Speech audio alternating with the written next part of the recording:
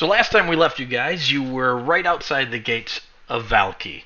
You had attempted to get in the middle of the night, and the guards refused to let you in, even though it was only a few hours past dark, but they still said no. You tried to barter your way in and persuade them, and they just weren't having any of it. They did allow you to camp in one of the abandoned houses right outside the city, though, which there's several along the road.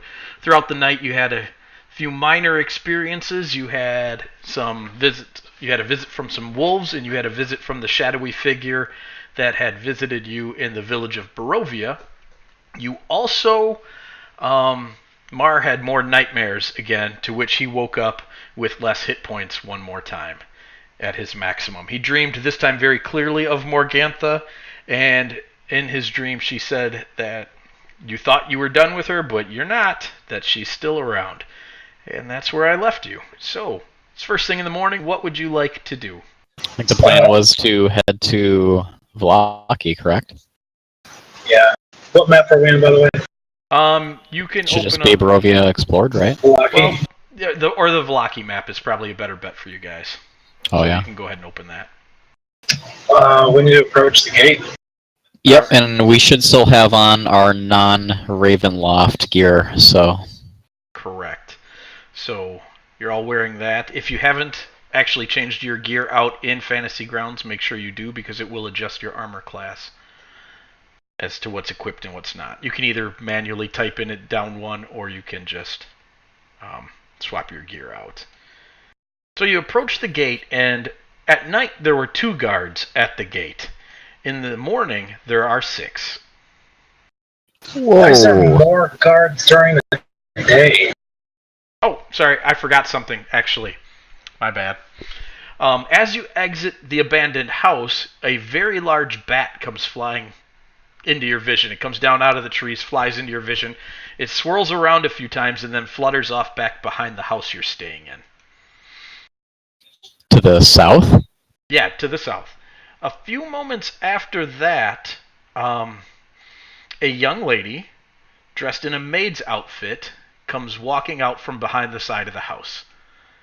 She says, "Greetings, my name is Helga. The master has sent me with some supplies for you." And she pulls off a satchel, and she passes them over to you guys. And she hands out the stuff that I told you guys about on Discord. So each get another 2 potions of greater healing, a potion of healing, and then a couple of random things.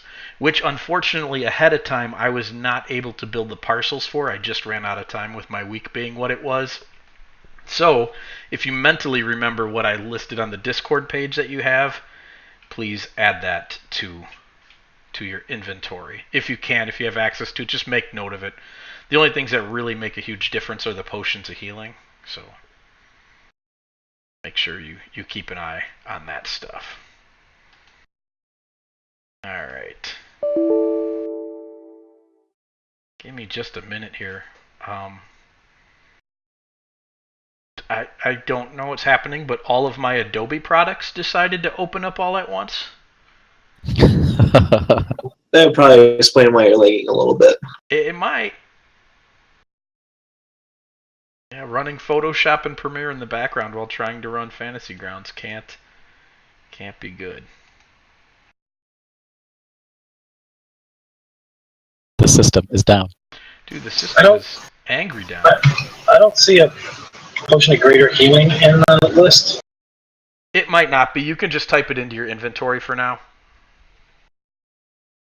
I'm trying to remember which channel the list was in. Was It's in the that session? announcements. It is announcements, thank you. And wow, this thing is being crazy. It will not let me close Premiere. Can you close it from the taskbar? That's what I'm trying to do. Well, it's got an error up now that says it stopped working. So you can always force close it from Task Manager. That's my next option. Ah, there goes close program. Alright, good, it's down. So, yeah, just make note of that stuff that I gave you guys in your inventory. Sorry. Normally I would try to throw a parcel together for you, but it just didn't happen. It's a crazy week this week. So, alright. there anything you'd like to ask Helga? Hey, when did you get this message from Strahd, and do you know where he is? The master returned last night. He is in the castle now, speaking with Escher, who he found. There are some things on the other side of the country that he would wish to discuss with you when you finish your business in Vallaki. Very good. Thank you. Thank you. Is there anything else you would wish of me? No? What are these? Wait, sorry, hold on, I'm typing. What, the Cyrus ration? What is that? The what? Cyrus ration. Oh! Is yes, that like a special yes. ration, or is it regular I ration? see you noticed that Cyrus has packed some special meals for you. He put great care and effort into crafting something he thinks you would enjoy. If I were you, I would not eat them. I would throw them away right out. Right now. Thanks for that tip. You're most welcome. 5 is right out. And unless anybody has any other questions for her, she is going to transform back into a bat and fly off. Okay. Off she goes then. Now we can approach the gate, and you see 6 guards there. Can I identify any of the soldiers as being captain of the unit, or at least higher ranking than the others? No, they all look to be about the same. Same Okay, rank, I'm just... same ability. They are all dressed in a light armor Then. mixed with some chain, and they're all carrying pikes. Okay, yeah, I'll just approach the first one that I get to then. Alright. You start approaching the gate, and they lower their pikes, and they demand to know who's there. Just some travelers looking to do some business in Vallaki. Okay. None of the guards are the ones that you heard about last night. And they say, "Are you the blokes who came here last night and tried to get in?" Yeah. That depends, you gotta let us in. Yeah, we were. We wanted to come in last night, but they told us that it was too late. So we spent the night in the house, and now we're here. Yes, yes. We are interested that you survived a night outside the gates. How did you manage such a thing? Well, we had to kill a bunch of rats, so that wasn't too hard. But that's about it. I mean, you can tell we're just travelers. I mean, we're adventurers. We've seen battle, so it wasn't too difficult fighting rats. Is it often you travel with beasts? And they're eyeing up Raven. Well, she's our friend, so yeah, we travel with her often. She just kind of throws her head up like, You have tamed such a creature? No, I think that's the wrong I need no understanding taming. of what she is. Yeah, she's her own person. She is her She own- carries the food. She is... She is allowed into the city as long as you have a 2-person guard following you at all times. Well, look, I'm a guard, and Mars a guard, so there's 2. He is not amused. Oh, Oh, you mean 2 of your guards? He is the opposite of amused at the moment. You really want to expend 2 of your own guards to follow us around during our business in your city? Our city is extraordinarily safe in a very dangerous land. And yes, we will expend 2 of our guards to follow you around. sounds good. Bring them down. He can be our tour. They can be our tour guides. Okay. So they go to open up the gate, and then they say, "What is that?" And they're looking at Timmy. Isn't he in the bag? Why would he be in the bag? Why wouldn't he be in a bag? You guys only put him in the bag when you went to visit Strahd. That was the only time we put him in the okay. bag. It's not SOP to put Okay. him in. He's actually one of the reasons that... No, we're okay. I'm going to grab my cloak and just kind of like rub him, like his face like he's dirty. And while I'm doing that, I'm going to whisper to Timmy to do a illusion on himself as a little boy. Ah, okay. So you start cleaning it up, and you tell Timmy to do prestidigitation, and Timmy What would you like him to look like? Because he can't think for himself right now. Just a little boy. Like All right. He transforms himself into a little boy that wearing similar clothes, but enough to where it looks like you cleaned him up. And the guard steps back and he's like, "What? That is? I need to get my wife that cloak for our children. That is something special you have done." We had to mess him up a little bit in order for him to feel safe to be out in the wilderness. Children are strange. Yes. Okay. Yeah. All right. Let them in. All right. So the gate starts clanking open, really slowly, and you come into the city. Two guards step in behind you, and they start to follow you around. Now, when you enter the gate of the city, give me some perception rolls. All of us? Yes, please.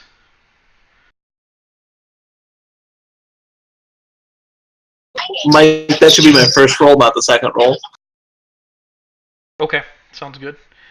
Let's see here.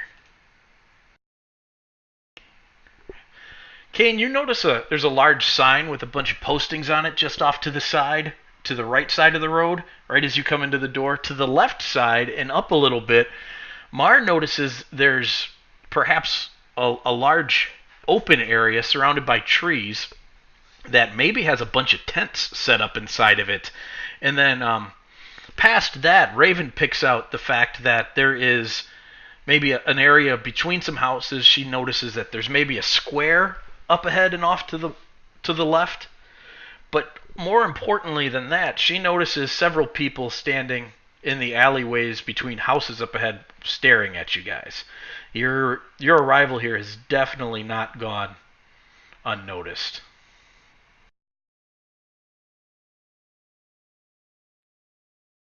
I asked the guard if there's anything that we should be doing to ease people's minds.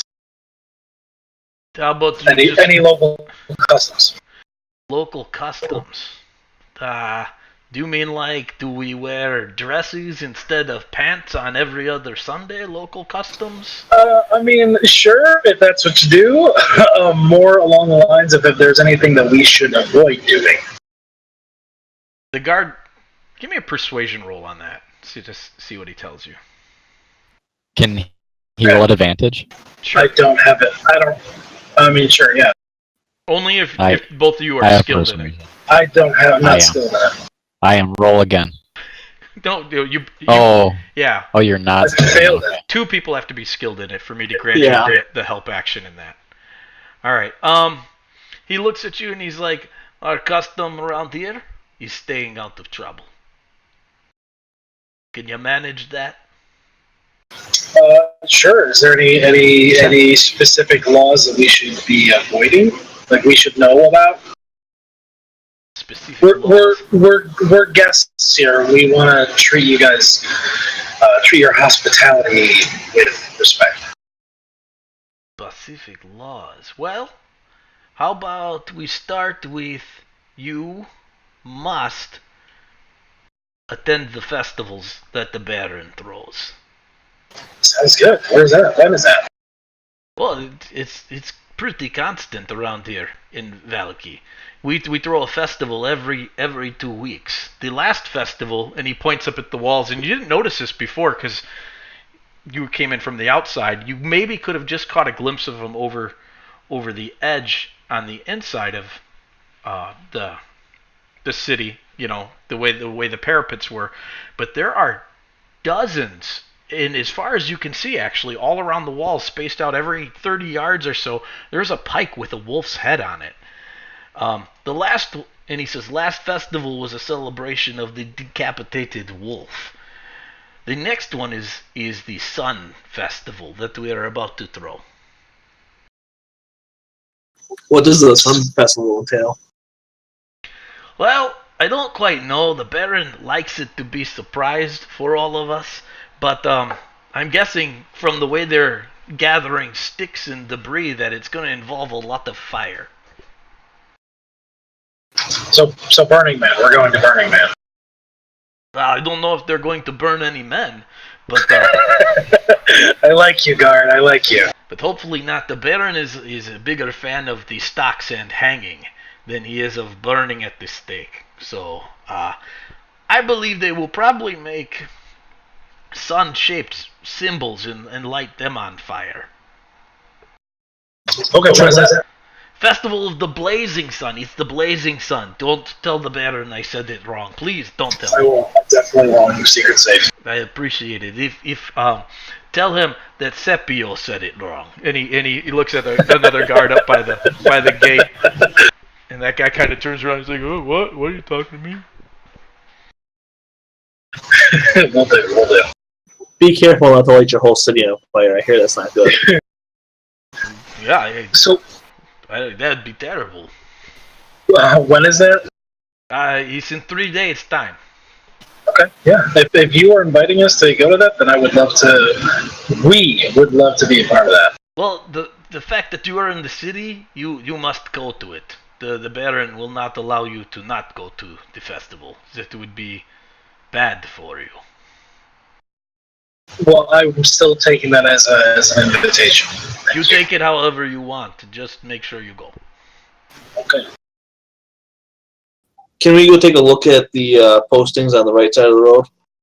Yeah, you can. On the north side of the road is a large billboard, has a crude map of the town, and it lists the area businesses. In between the local advertisements on the signboard is covered in parchment flyers that say, "By order of the Baron, all citizens and guests must attend all festivals.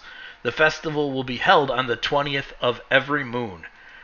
Those not in attendance will be questioned." And then at the bottom, extra large, it says, "All will be well."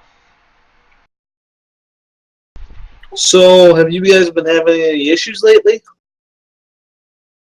Not really. Not really any issues. The city is relatively safe. Um, the chapel of Saint Andrel is one of the only places in all of Barovia that is truly hallowed ground. The high wall keeps out the wolves and other creatures of the night. The wolf hunters keep the wolf population down around the city. Some of the biggest problems we have is the local fishermen say that the lake is no longer providing fish, and some of the discontents who don't believe in the power of the festivals, but we don't have any real problems here aside from the malcontents. It's a good place to live, really. Are there a lot of malcontents? There's always a few. But typically, one go around in the stocks or one parade through the city streets with the donkey heads on. They shape right up. Why are they unhappy? It's such a great town. Well, he starts looking around. And he says, "Here, come over here." And he kind of motions you to come kind of hide behind the sign a little bit. I'll go. He says, "About half the city hates the festivals. The Baron throws one every 2 weeks, and there's a little one and a big one. There's one always held on the 20th of every moon, and then he throws a minor parade in between. And most people think that it's a complete waste of time, and that it actually draws the attention of Strahd towards our city. But the Baron believes that if he can make everybody in the city happy, that we will break free of Strahd's power, and Vallaki will go back to the land it was in before, to whatever we are in now. I don't understand any of that. I just know that's what I hear." I lean a little closer and whisper and ask him how he feels about it. "All will be well." That's how I feel about it. He says nervously. As he looks around over his shoulder. Yep. You had mentioned a hollow ground. Where did you say that was?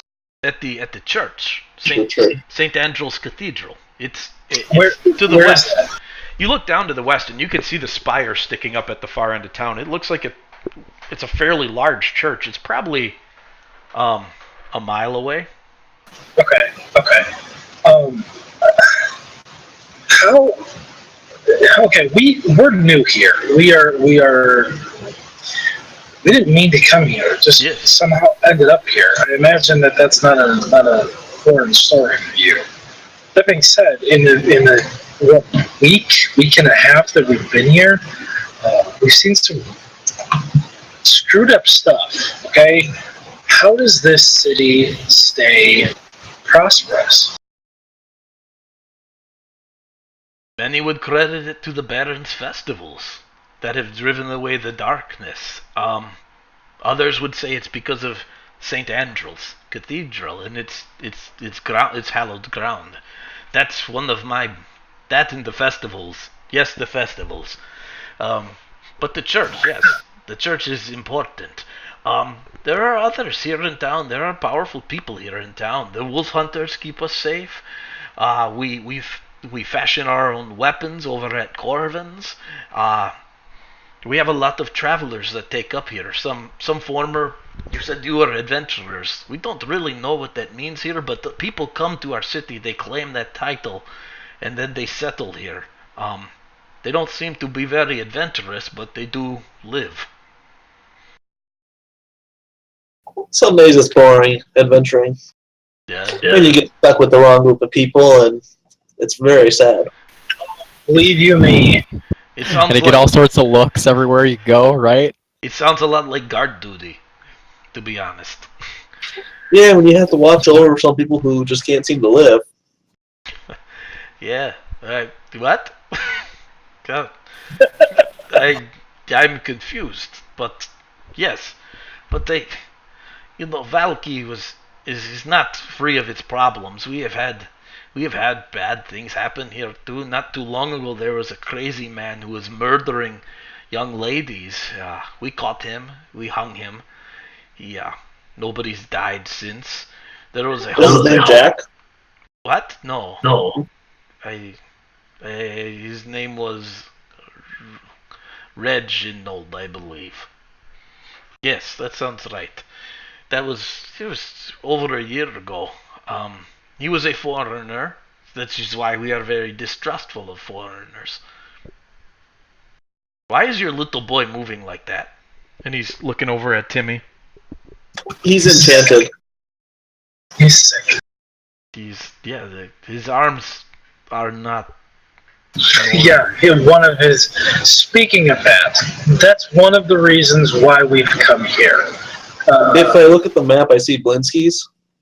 Yeah, yep, you do. Yeah. So we need two things. We need to take him to the temple, St. what is it called? St. Andrew's Temple. And on the way, we're gonna bring our little boy to the temple to see if the clerics here can look at him. But on our way, we see there's a toy store that maybe we could pick something up for him. Yes, Blinsky. Wink, Although, wink. wait, what? Nothing. No, not you. I have a problem in my eye. I'm sorry.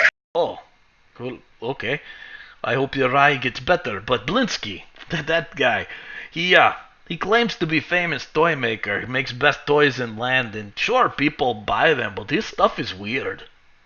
It's very strange.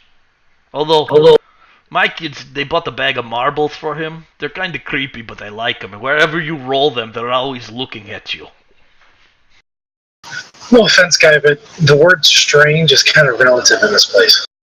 Yeah, I don't know what you mean, but okay. All right. Whatever you say, big guy. Oh, thanks. You too. So let's go to the Blinsky's. While they go inside the Blinsky's, I'm going to actually keep walking around. Wow, you got really loud. Was that really loud for everybody else? No. No, you're all super loud. Are you there? Well, we didn't do anything. I didn't do anything. I didn't do anything. Okay. Everybody's normal volume for me. Is it back to normal for you? Yes, Andy hasn't tried yet, but Dude, for real, like, it hurt my ears. Is that better? Yes? It's much better. Wow. I promise I didn't do anything. Okay. Anyways, I'm gonna walk around outside. Are the guards gonna join me? Since I need my guard company? Are you guys splitting up? Yep. Yeah. I'm gonna just kind of stand outside. We're gonna go in the store, and he's gonna go. Raven's gonna go wander around With my guards. Okay, the guards do not want you to split up. Hey, we're really here to watch the lizard. What are you? I don't even beast. But we need you guys to stick together. Well, I don't feel like going in that creepy doll place, so can we just sit outside? Is there we could do bathroom? that. A what? A bathroom for the lizard? A bathroom? Does it need to relieve itself?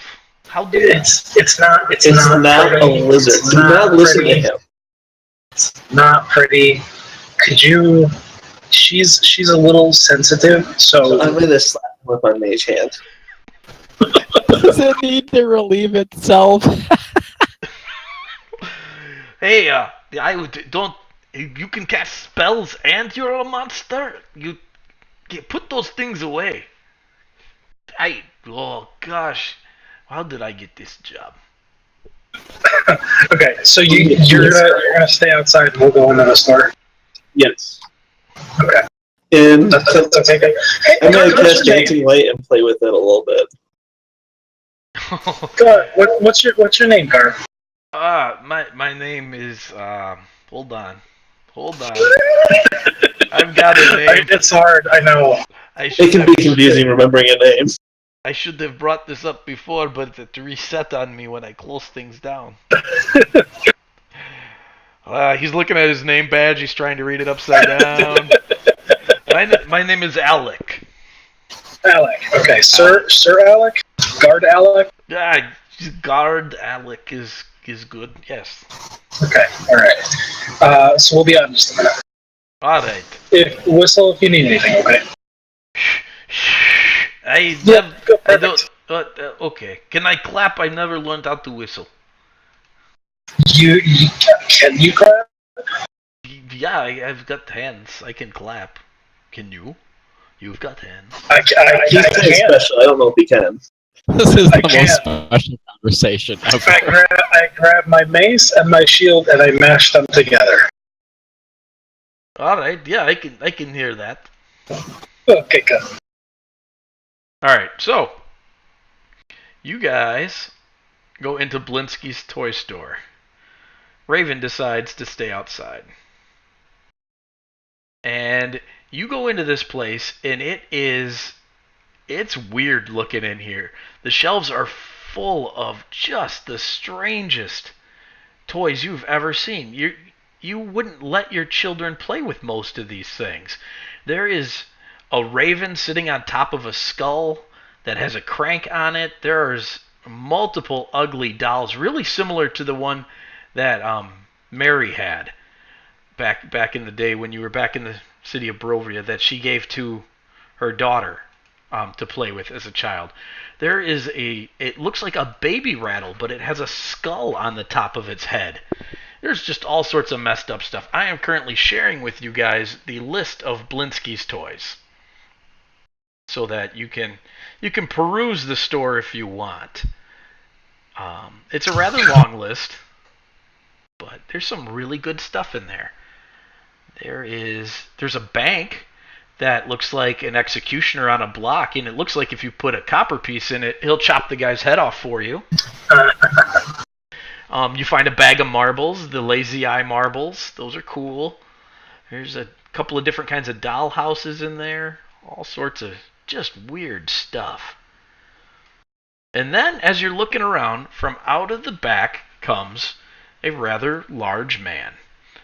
His name is Gadolf Blinsky. And Excellent. he welcomes you to his store. Hello. The Blinsky, I presume. Yes, I am Blinsky. Thank you. Yes, very much Blinsky. So you might not believe us, but we have something that you made that we need you to restore. Something that I made. What could that possibly be? He didn't make it. He didn't make it? No, his ancestor made it. Oh, yeah, that's what I meant. Sorry. Oh.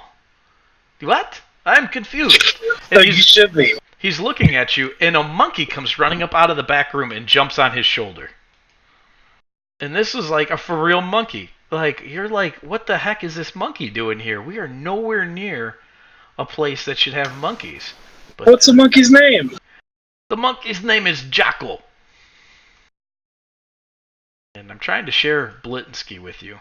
He's wearing a busted up old jester's outfit. Did the picture open up? Yep. Image 7? Alright. He's got this monkey, this spider monkey looking thing. It's wearing a tutu. He's wearing a jester's outfit. He just looks like a happy guy. He is Blinsky. These are really, really interesting toys. He's like, yes, I dream about my toy. I dream of toy, then I make toy. How much it is? Depends on what toy is. Like little morbid Molly, he picks up one of the floppy dolls, he shakes it around at you. He says, sells for 1 gold. Make very easy. This one, and he pulls out this is a Burgomaster's hand. And there's a hand, and you can see it looks like bone sticking out of the back of it. And he shows it to you, and there's a skeletal hand inside of it, but it's got a wind-up crank on it. And he winds up the crank, and as he does, the fingers are flexing, and he sets it down, and it starts running around on its fingers on the table. And it's really interesting. When it gets to the edge, it sticks its finger out like it's sensing the edge, and since there's nothing there, it turns around and goes the other way until it unwinds, and then it collapses. That is 50 gold. So, hey, Blinsky, have you ever envisioned about making a doll that had its own kind of life? Doll that is alive. I have dreamed of such things, but never have I built one. And he's kind of like, he gets really uncomfortable looking at this moment. Oh, I'm sorry. Why do you ask? Well, we think we have something that you can fix for us, and we want to show it to you. What do you have? How big is it? You're talking about doll that walks by itself, talks by itself, perhaps? Yeah. What is this? Doll? Show me doll. I show him Timmy. Yes, he's awkward-looking boy. Why his arms move like that? Well, he's mechanical, but to our understanding, he had like a spark of life in him that he doesn't have anymore, and we were thinking that you know how to fix him. He does not look mechanical to me. Is he still enchanted? By the way, I am looking through all of the toys, so I'm not a part of this conversation. I tell Timmy to take down prestidigitation. Oh! He's little jester man. You aren't sucking me into kidding, were you? he's all kinds of excited. The monkey's like scrambling around his head. He's like, may I touch it? May I hold it? Yeah, please. This is Blinsky's day of favorite things. He picks it up. He looks at you and he says, This is mechanic. This is a golem. That's what this is. There was a book in my family once long ago that taught people how to make golems. This is a mechanical one. You could make them of bone or flesh, iron. This is clockwork. And he pulls out some tools and he starts to like he's about to open Timmy up. Hey, Blinsky, before you do that, real quick. What? There's things inside, little boy. I know. It's very interesting. Here's what we need. Yes. I want you to open it, but here's the thing. So we think that someone in your lineage originally made this thing, and it's lost its spark of life. Are you able to restore it? I've never tried such things. Let me take him apart. Can I take pieces apart and put Can you pieces can you back together? guarantee us that you can put him back at least in his current state if you take him apart? No, no, yes, it's hard to say until I open. Blinsky tries to put back the exact same way things are. How about this?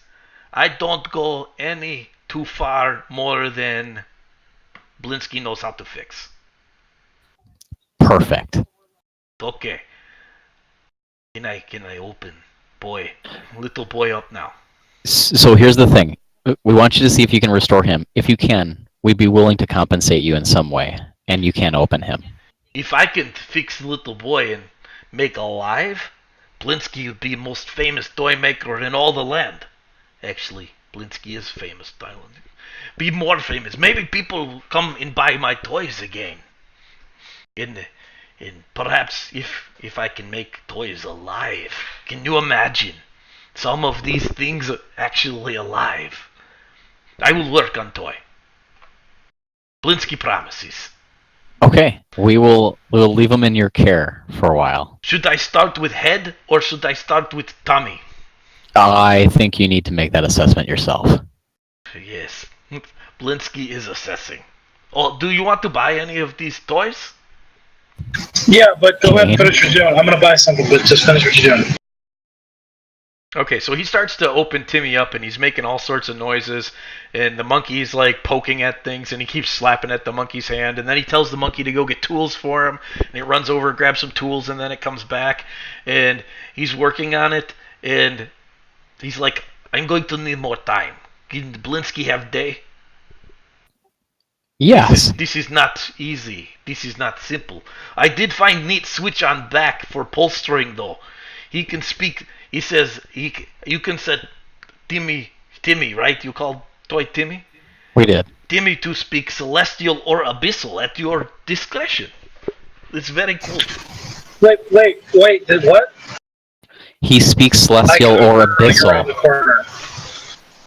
I could set switch to speak two different language. One says celestial, one says abyssal. Switch it to celestial. Well, sure. Okay. Alright, cool. Would you like me to pull string? Is it, yeah. He pulls the string and you hear Timmy and Celestial say, I'd just like to stab somebody. Oh, boy after my own heart. We both sing to each other. Blinsky is very happy. He's like, if I could make boys say things like this all the time, I'm so happy. Excellent. So I would like to buy some things. Oh, very good, very good. What would you like to buy? I would like to buy. How much is the Death's Doors dominoes? Death's Doors dominoes. I have a couple of different sets. Would you like one made from wolf bones, people bones, or I have one from a dwarf bones? Let's do people bones. People bones is 10 gold. How much is there any cheaper? Wolf bones is 1 gold. Let's do that one. 1 gold. Okay. I would also like to buy. How much is the Raven Song music box? Oh, that is one of my favorites. It's very, very difficult. You would find such great difficulty getting that Raven to peck on beat with the music box. He likes to peck all over the place. That was 50 gold. Oh, 50 frick. Ruined my joke. Alright, how much is the tot in the pot? Tot in the pot? Oh, that's a favorite. Tot in the pot is 10 gold. Okay, I'll give you the 10 gold. So 11 gold total. Yeah, you are first customer Blinsky has since that carnival man Rictavio came through here. He sold me monkey. Who? Rictavio. He's a carnival. He runs the carnival. What carnival? Where's that? Yeah, you didn't see it when you came past? You came in East Gate, correct? Yeah. Yep. It's right near the East Gate. It's in a big wooded area. You probably saw tents. Yeah, we did see the tents. Yeah, Yes. we passed that area. Yeah, that's Rictavio's carnival. The Baron pays him quite well to be part of the festivals. That's good to know. Thank you. So, How long has he been here? he comes and goes, but this time he's been here just a few weeks. He showed up before the Wolf's Head Festival. They gave me Monkey years ago, last time he was through, though. Did he come with anybody else? Oh, he's got many people with him. He's got the dwarf, not the one I used bones for. Good to know. Yes, he's got a couple of people like you and me. He's got one really big guy. I think he could pick up whole town. And then he's got an elf lady who tames animals, and he's got a big tiger with fangs. Okay. Thank you. Thank you. Okay. So I have the dice or the dominoes and the tot in a pot. Tot in a pot. Okay. Mar, you need anything else from here? Nope. Yes, you do. He does? He does. What does he need? No. He needs a tot in a pot, and I give it to him. Oh my gosh. Mar, you give him. You're looking at this thing, and it's a setting with a hag stirring a cauldron, and it's got a crank on it. And as you crank the crank, it's playing the Pop Goes the Weasel music, except it's all like, it's out of tune. It's all creepy sounding, and then the cauldron pops, the lid pops open, and a little child comes up out of it as you crank, and it's kind of like a Jack in the Box, but with a little boy in a pot. This is just to keep you company while you think of, your friend. It's terrible. You look so confused. I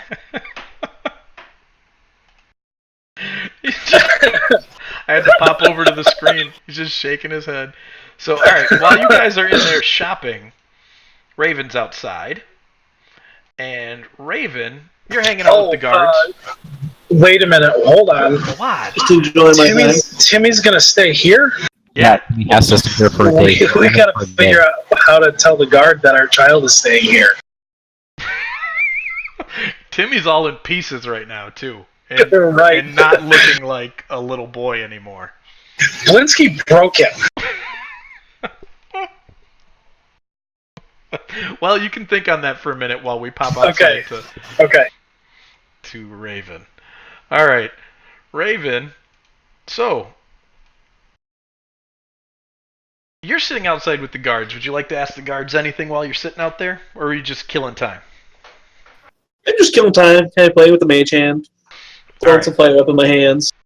While you're out there, you see a very large man coming down the road. In the minute that your guards notice him, they kind of start snapping to attention. They're not real happy about this fella that's approaching. Like, they're defensive? Not quite defensive, more respecting. Yeah, more respecting than.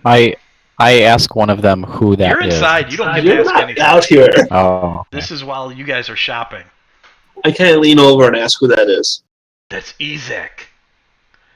That is the Burgomaster's muscle. You should watch yourself. Make sure you don't say anything that will get you in trouble.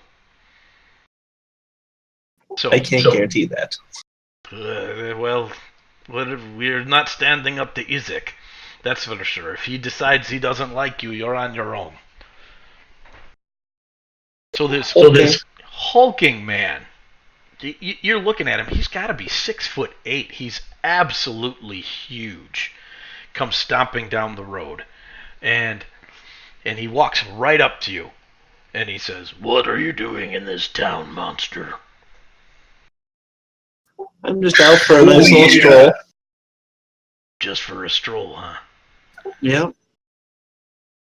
He looks you over, and Raven, roll a perception check, would you?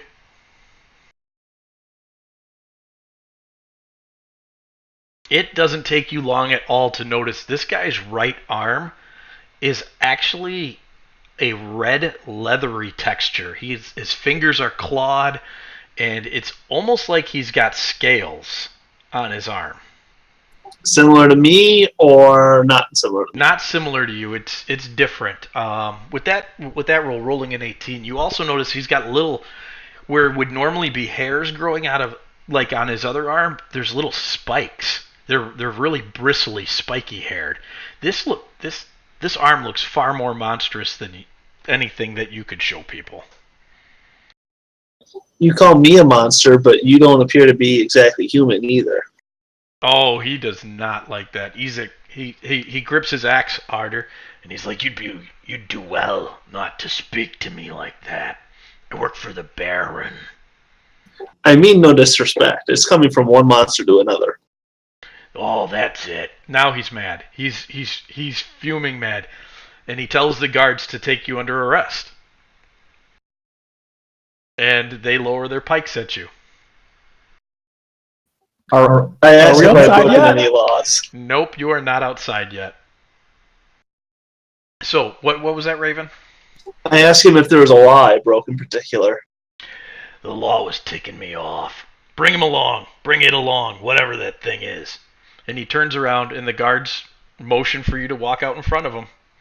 And the one who you've been chatting it up with says, "That was not a good idea. Just try not to... Don't aggravate him more. This is already going to go poorly for you." And he marches you off. So, I'll let you know in a moment where you go, unless you want to react. Nope, I'm not reacting, but I sent you a message. I heard the thing go off. I was just about to pop over and look. Do.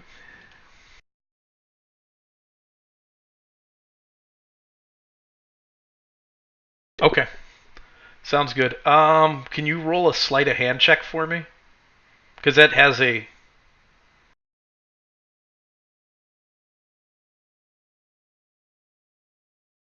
That's good enough. Because they're not paying too much attention to you. Alright, so you managed... And then I'm going to continue to talk casually with the guard that, making friends with. Okay, he does not respond. He just shakes his head no at you. Like, he does not want to get in trouble. So, Ezek marches you off. I'll let you know in a moment where you're going. But first, we'll pop back over to the other guys. You guys walk back out of the store. No Raven. No guards. No nothing. Kane's laughing it up because he gave Mar a tot and a pot. and Mar's panicking because he doesn't know what you're going to tell the guards about Timmy. And, yeah. So... And there's no guards. Okay. There's no guards. Can I look around for footprints? Yeah. What you want? You can give me a... It'd be a survival check. That's... I have that as well. You can roll at advantage if you'd like. Yeah, I would recommend that. like. Oh my gosh! Jeez. Yeah, no. You're not picking up on anything at the moment. Hey, it's daylight out here. Sorry. I look for any other guards in the vicinity. You don't... I will have you roll a perception check for that then. Okay. As you're looking around. This should just be a straight one, not an advantaged one. Oh, okay. You do not see any other guards around. You do see a couple of people on the street, though. I'll question them quickly, just if they noticed a couple guards with a dragon-looking Yeah, person. where'd the dragon go? They shake their heads and they don't talk to you. They hurry about their business.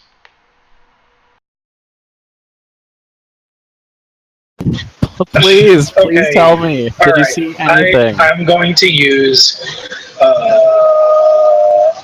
Heart of Darkness on one of them. what's that do? It just... Hold on, let me read it.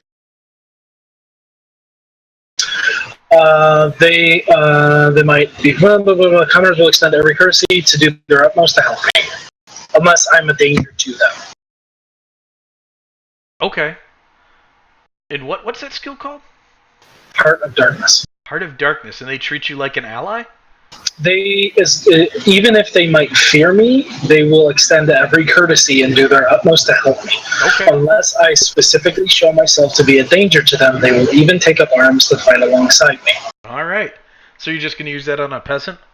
Yeah, just a commoner, just to ask, like, okay, come on, guys, like, we really need to know where they went. All right. The commoner you choose is Isaac came for your friend. Isaac the monster. He took your friend away with the guards. He's like... Who's Isaac? He's the Burgomaster's right-hand man. But he is foul. He is truly a monster at heart. Your friend aggravated him. Isaac has a deformity on his right hand, and it looks evil. And your friend chose to point it out multiple times, and Isaac arrested him. And I roll my eyes so hard. He has likely been taken to the Burgomaster's mansion. Where is that? That's back in the town square. It's if you follow the road around the loop to the south or to the north, it might be it's about halfway. You can even cut between the buildings if you're in a hurry. But they don't recommend that. It is against the law. But you should find it easily. Okay, let's go. Thank you. Yes, you're welcome. Oh, and also, that man down there is following you. And he points down the road, and as you turn your heads to look, you see a guy kind of slip behind a building. Thanks. You're welcome. Hey, see you around, right? Yep, see you around. I appreciate it. Yeah. Thumbs up. Thumbs up. High five. Yes. All right. So you guys, which way would you like to try and catch back up to Raven and Isaac? I'm thinking it's the house that's kind of the one that stands out on the west side of the loop, but not marked. Would that be correct? The orange one, yeah. It's not marked on the map. No, the town square is to the east. If you follow the loop south to where it opens up, there's a well in the middle of it. At least that's what it looks like on the map. Oh, okay. Yeah, you're basically on the opposite side of the block from it. Oh. Oh, I get it. Okay, all right. But you can see that house to the south, the orange one, and it's a nice place. Someday, yep. House. I'm guessing that's Raven who just drew that circle for you. Okay, so let's go there. Let's go up. I don't know. Do you want to? Does any way matter to you? No, not in particular. I guess I'm wondering first, like, do you want to try to catch up to this group? And if so, like, what are you planning? Or is this a good opportunity to quickly try to find the girl who we're looking for, who basically need to be alone to find her anyway? I am planning on using my expertise in diplomacy. Because that's magic. Okay. I don't think that's funny. I think diplomacy has not gone well for anyone except me so far. Well, you're with me, so good. Here we go. All right. Jeez. All right. North or south? Let's go south around the loop to it. All right. You go south around the loop, and you do not run into them. But you make it into the town square. Now, what you see when you get into the town square is there's shops and homes that enclose the town square. They're decorated with tattered garblings and painted wooden boxes filled with tiny dead flowers. At the north end of the square, there's a row of stocks, locked in which are several men, women, and children wearing crude plastered donkey heads. In the center of the square, Peasants in patchwork clothes eye you suspiciously as they use cups and vases to draw water from a crumbling stone fountain. Standing tall at the center of the fountain is a gray statue of an impressive man facing west. All around the square are posted proclamations. Come one, come all, to the greatest celebration of the year, the Wolf's Head Jamboree. Attendance and children required. Pikes will be provided. All will be well. The Baron. And then you see other flyers posted around that say, come one, come all. These are typically over the ones about the Wolf's Head Jamboree, to the greatest celebration of the year, the Festival of the Blazing Sun. Attendance and children required, rain or shine. All will be well. The Baron. At the far end of the town square from where you are now, kind of opposite the fountain, you can see way down the road where it separates, there is a large gallows down there. And there are a couple of people swinging from it.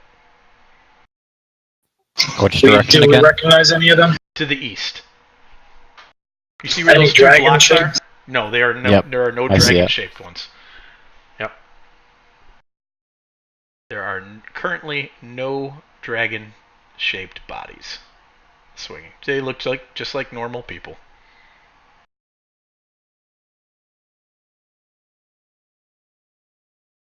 Okay. Whoa. Yeah, I don't know why it's doing that. It's kind of freaking out. We just take up a quarter mile, that's all. Yeah. We cast Embiggen. Embiggen. There's the blue house with the large chimney. That is a very impressive looking mansion, right over there. You don't see any other buildings that might qualify as the Burgomaster's house.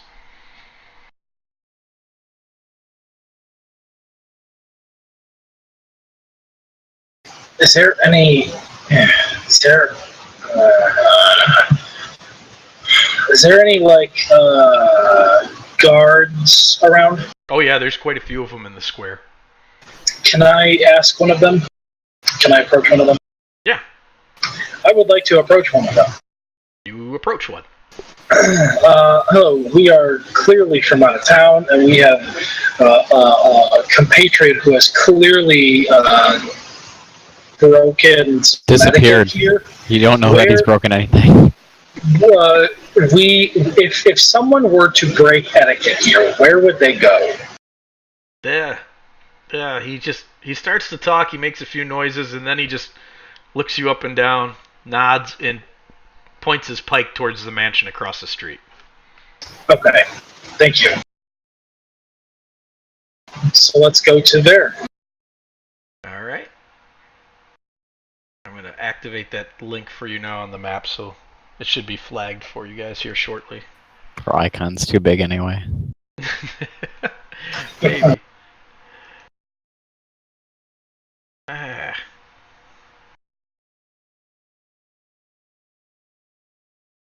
Whatever it did when it opened up all those Adobe programs, it really screwed up my stuff.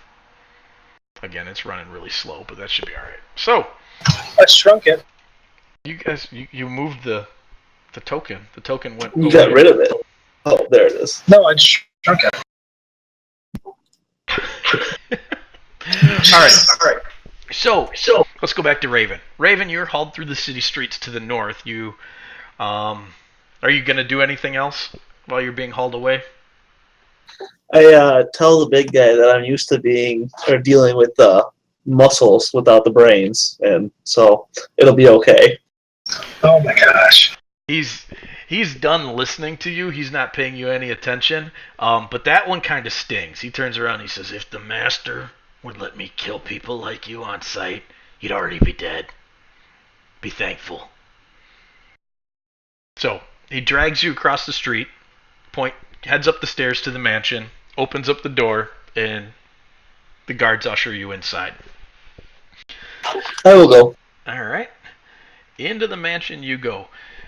It's a really nice place. This guy has it set up pretty slick in here. It's well decorated. It's decorated in a similar style to what you saw at Ismark's home before it burned down.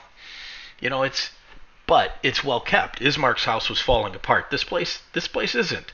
And as you enter into the room, you are greeted by the Baron and his wife, and two huge, absolutely huge hounds. They're just massives. What's your nature skill at? No. No. Okay, you don't recognize the breed then, but they're big. They are some big puppy dogs that you see here. Let me take away the mask. The Baron is a thin, balding man. He looks to be about 60 years old. His wife is a lovely lady, about the same age. She looks like she's doing all right, but around her eyes are really darkly wrung, like she doesn't sleep much, and she's wearing a very, very fake smile. You don't believe this lady is happy at all, but These guys are not okay. yeah. So he welcomes you in. He says, one of the travelers has come. I give him a very nice deep bow, and I say it's a pleasure to meet you, sir. I did not expect such courtesy from one in Izik's care. And Izik starts to pipe up. He's like, yeah, this one was slipping off to me. And he's Izik. You may go to your quarters now or continue patrolling the streets. I would have a discussion with this. What are you, my dear? I am a Dragonborn. Dragonborn. I cannot say that in my lifetime we have had one such as you come to Vallaki. We try to keep to ourselves. Very good. That would be wise in my city. Come in, please. Sit down with me. And he leads you into a small parlor room right off the entrance. I'll follow him. All right.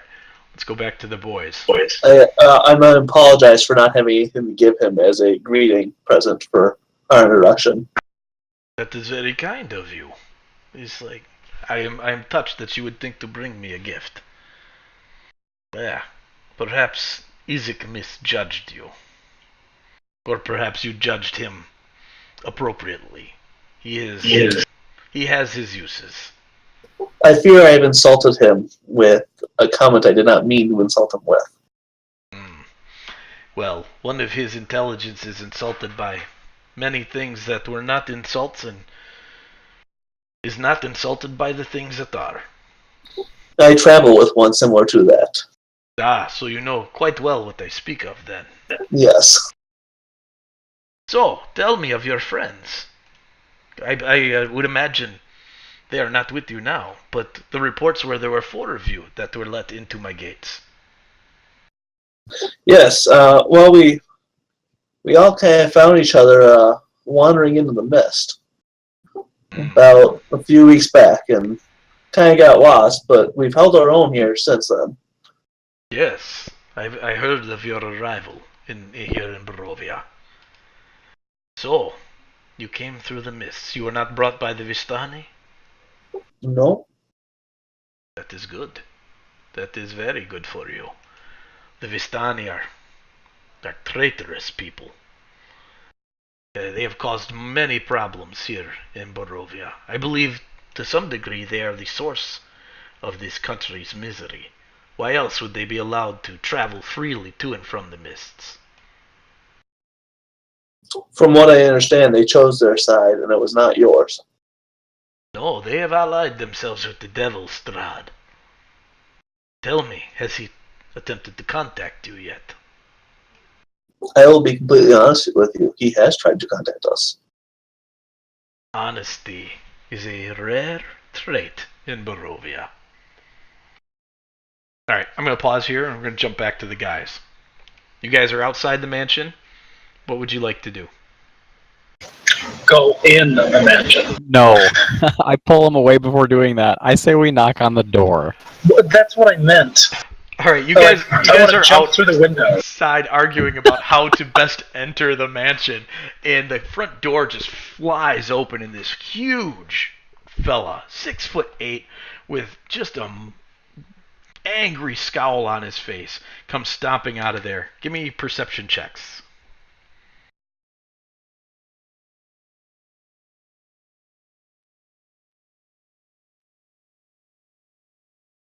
Jeez. Yeah, you both rolled over 10. It's fine. You can't miss it. This guy's right arm is just disgusting looking. It is rippling with muscle, but it's got serious looking claws on the end of it where normally fingers would be, and he's gripping a huge axe, and it looks like it's covered in small spikes. The entirety of his skin, it's bumpy, it's scaled. It maybe looks like it's tumorous in certain places, but it is definitely not a human arm. And he comes stomping down the stairs, and he gives you a look, and he says, "What do you want?" Is he? Can I tell if he's evil or if he's just misunderstood? You can do an insight check.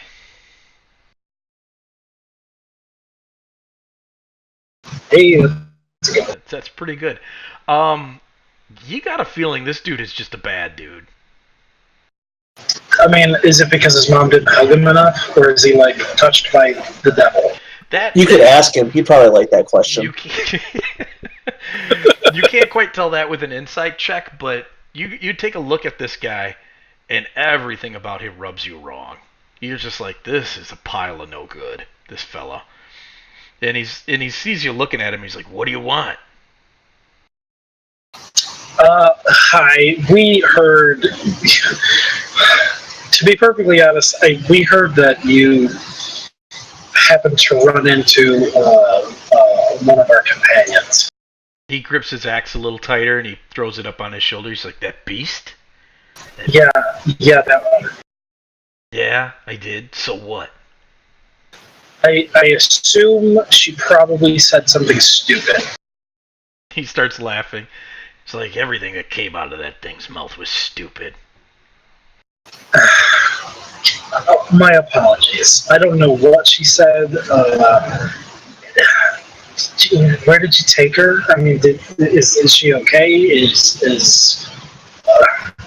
I just throw my hands up in frustration. Well, she's fine for now. She's in with the Baron. Thank you. Are we able to see both of them? He looks you over. Wait here. And he goes back inside. Raven, he comes in and asks for permission to let the others in. What would you have a comment to that? I'd say I don't mind if they join us. I'm sure the Baron wants to meet them. Just be careful. The one is kind of harsh with his words. He just looks at you and shakes his head. Then he actually... Mark, she's talking about you. And then he spits on you and leaves the room. So he walks back outside and says, "You can go in. First door on the left." Thank you. If there's anything that we can do while we're here, while we're in town, you can shut up. Will do. Thanks. Appreciate your time. And he calls to two of the guards. He's like, "Let's go find somebody to put a donkey's head on." And the guards are like, "Oh, okay." And he stomps off into the town. So you guys go inside, go in to the left, and there's Raven sitting in a chair, chatting it up with the Baron. I assume one of them is holding a cup of tea and the other one is eating an apple. No, they're not engaged in any sort of nourishment yet. Douchebaggery? Okay, alright. None of that's going on. Alright. Hi, Raven. We found you. What happened? I said, "Oh, there's a misunderstanding, but I'd like to introduce to you." When you were involved, it was not a misunderstanding. You did that on purpose. I don't know what you said, but it was on purpose. I apologize to the Baron for his outburst. The Baron says, "You weren't kidding that one of your companions has a large mouth."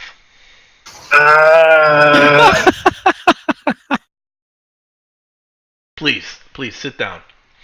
I have not yet properly introduced myself, and I will at this time, now that you have all been gathered. Wait a minute. Where is the little one? The boy you brought with you? He was actually one of my illusions. and I apologize for the deception, but we found that guards are much more open when there's a small child with you. He looks you over. In the haste, was that? He's looking you over. And in the haste, when I was escorted away, I couldn't really keep the illusion up. And there's my deception. For those of you who've met him, Jason says hi. Hey, Jason. He just poked his head in. Hi, Jason. All right. I don't know Jason.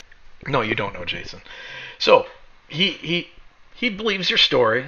He says, I would refrain from using magic in my streets. While it is not outlawed, there are far too many superstitious people here, and using magic openly has caused more than one person to be dragged to a stake and burned in this town's history.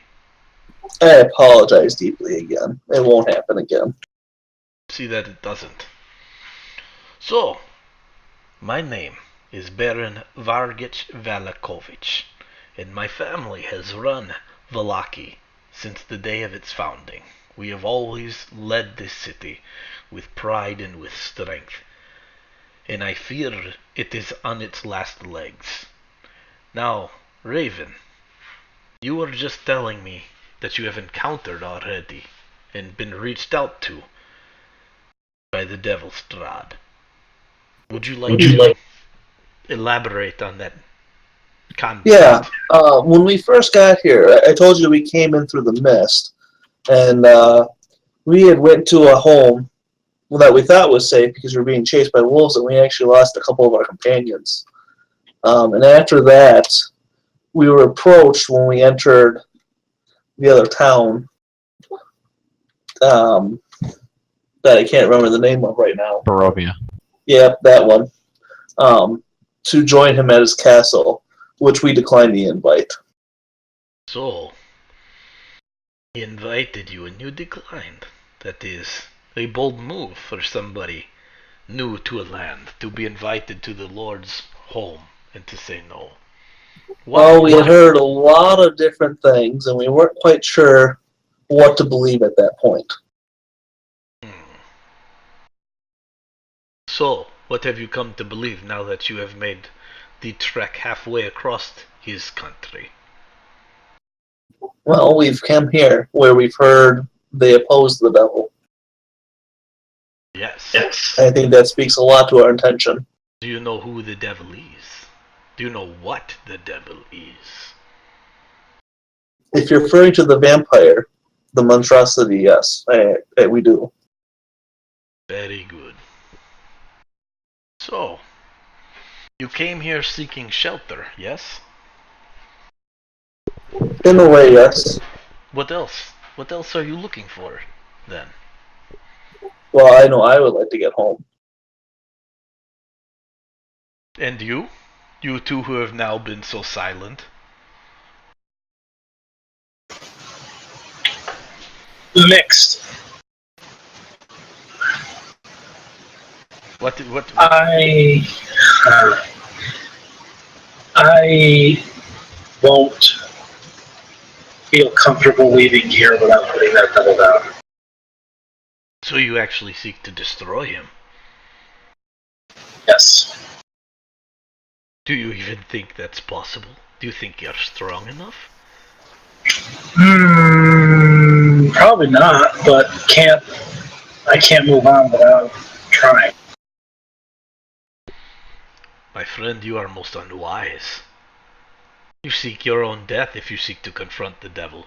There is no defeat. I do, but not for that reason. Is there anything else you would like to share with me at our meeting? I don't know how you feel about this. I know how closed off and well protected this town is, and that's one of the reasons why we've come here. The villages of Barovia, the town is burned down, and they have nothing. And I don't know what kind of safety you can offer them. Refugees. Barovia has burned. Down to the ground. How is this possible? That's a great question. We We were coming back to the city and we just found it burning. Who lives? Any of the notable citizens?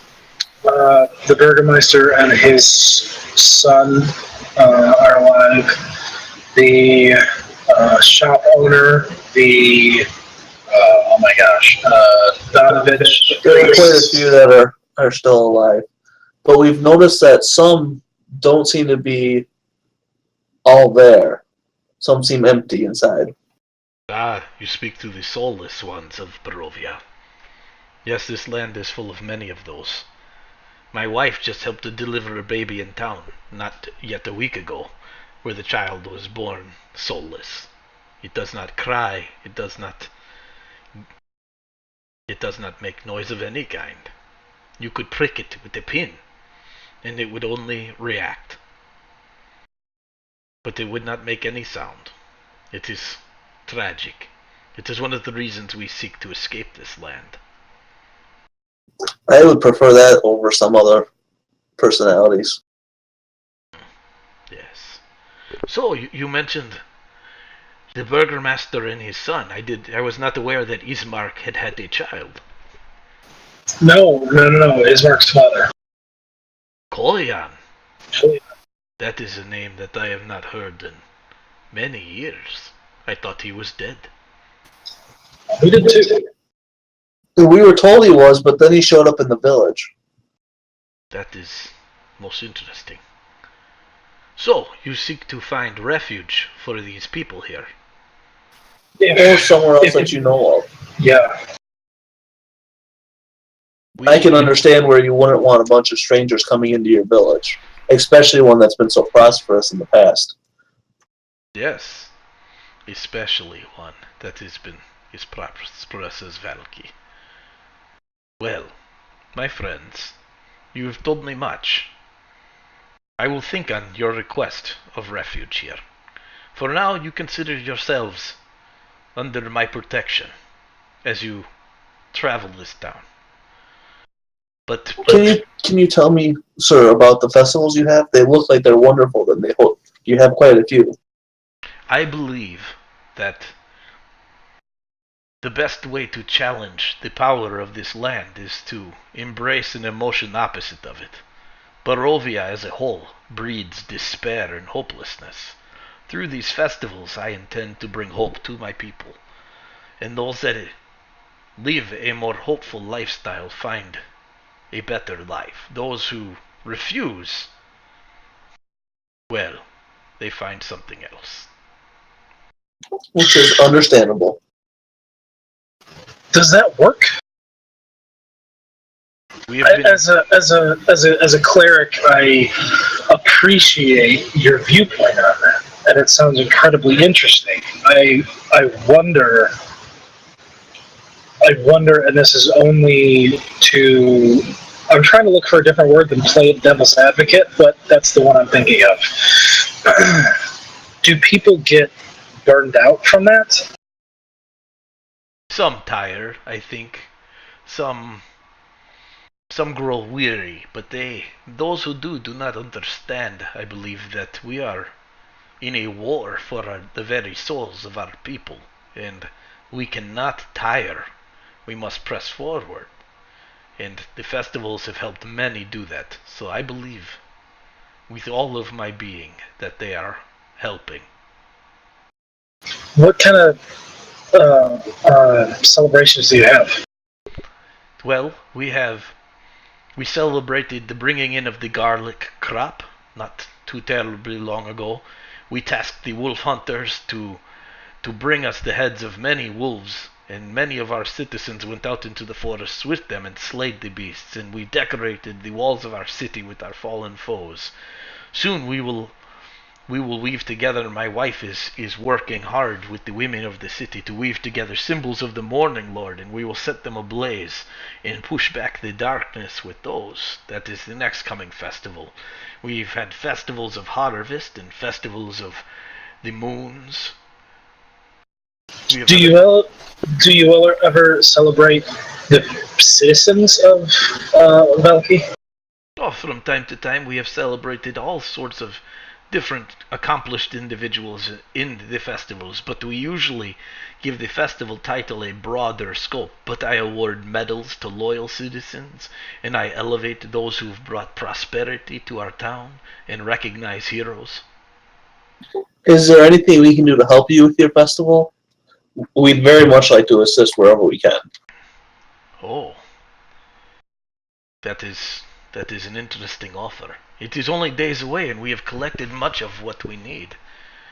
But perhaps if you would just be present, I would honor you and let the people know that you are fighting to free Barovia, even fighting to save people from the other towns as well.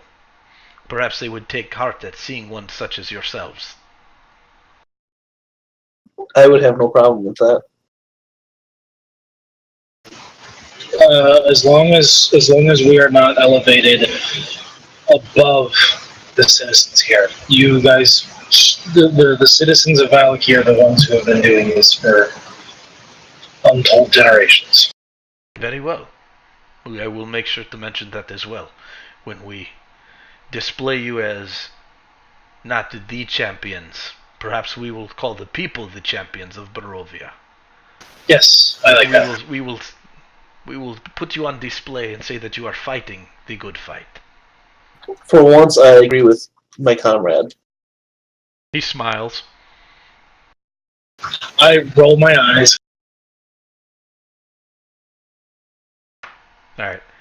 Is there anything else you would like to share with me, my new friends, before we part to company? This is more of a private matter, so if anybody has any other questions, please do so.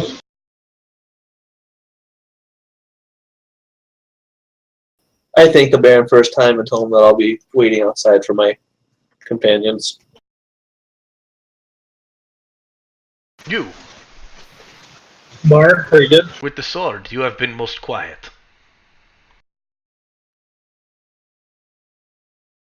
You are still extraordinarily quiet. He's looking at you, Mar. Yeah, I know. I'm wondering how to respond. My companion there, he uses his words as wisdom as best as possible. I'd say he has very few words to say. I'll tell him I wish to speak to him later, alone. Very well. I don't mind having this conversation in front of anybody.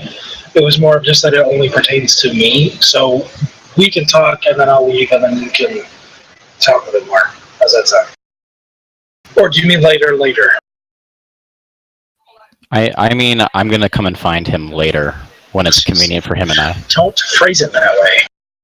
You could, if your friends would like to step outside, I could spare a moment. Not at this moment. Very well, as you wish. And I'll step outside. Baron, I thank you for your time. Thank you for your graciousness and your hospitality. Do you know anything about the excuse me, the what do they call them? The fairgrounds thing with all the tents and the Rictavio's Carnival. Yeah, the carnival. Yes. Yes. Rictavio is a half-elven bard. He's been coming through Barovia for many years. The Vistani let him in and out, but I have had my spies follow him to make certain that he is not allied with Strahd. And in fact, I believe he is actively seeking the devil's destruction. He brings with him different performers from all over the world that he collects when he comes. Currently he is traveling with a troop of 6 other performers, including himself. He is always a bright spot to our festivals. You trust him then? I do. He's been coming to my city for quite some time now, and he has never once given me reason to question him once I had him vetted by my people. Okay. How long has he been coming? Must be 12, 15 years now, so let me think. Quite some time. Yes, probably 12 years that he has been coming. Okay. Alright. Thank you. I appreciate it. That's it. You have a wonderful day. You too. Thank you again for your hospitality. Of course. As you go to leave, you see that his wife was waiting outside the door where you guys were talking, and she smiles and bids you farewell as well. I bow. Farewell. Alright, so you guys are back out in the city streets. Where would you like to go? Raven stepped away from the keyboard for a moment. I would like to go see the carnival, but I don't. It's a half priority. It's a personal priority. We are not being detailed by guards at the moment, correct? You are not. We need to go and find the woman. I can't remember her name. I have it written down. Fiona Wachter. Yes. Yes, we need to find her discreetly somehow and find out where she is and speak with her.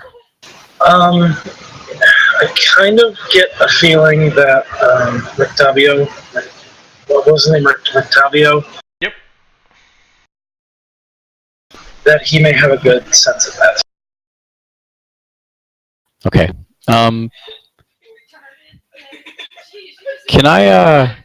Can I make a perception check to see if anyone's following us? You sure can. Because you were already alerted to somebody who was following you before, so you can definitely make that with advantage.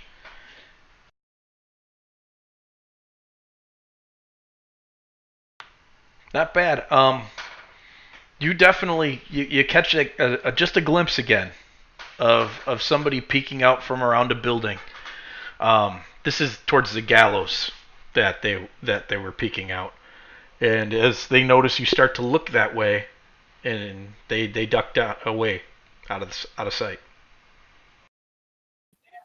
I can't catch a description or anything. Nope.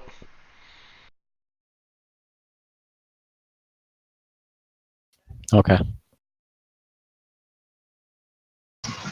All right. Yeah, my thoughts are to go to the carnival.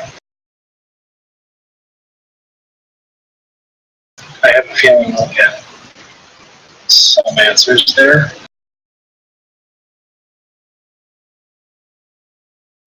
Okay. All right, so off to the carnival you go. So you head down the road to the east, and I'm about to share an image with you again. Pop it up. And as you get closer, you begin to hear music. Sounds like somebody's playing a fiddle quite loudly. There's maybe some background drums going on. There's just a lot of laughing. It's the first time you've heard actual real laughter in Barovia. It sounds like whatever's going on here, people are having a fairly good time. And as you get closer, you see there's definitely a couple of large tents popped up, but what you see more is you see a lot of wagons, very typical to what you've seen with Vistani in the past before. But these are a little bit different. They're not quite as colorful. They're not quite as flamboyant as Vistani wagons, but they do say, painted on the side of it, Rictavio's Carnival. And there's names painted on certain ones that you can't quite make out, but it looks like it helps designate who's, that type of stuff. And so you're out at the edge of the carnival. From the inside, you can see a lot of citizens are milling about here. There's a couple of games that they're playing. There's a guy right near the entrance doing a bunch of flips. He's doing handstands. He's also swinging around some swords and doing all sorts of different stuff with that. And you see all these different people milling about. And Kainne, coming alongside out of one corner from behind some wagons, you definitely recognize a very large tattooed man. You met him years ago. Calder. Does he see me? He does not see you yet. So I would like to sneak up on him. All right, you can make a stealth check at disadvantage because you are wearing heavy armor.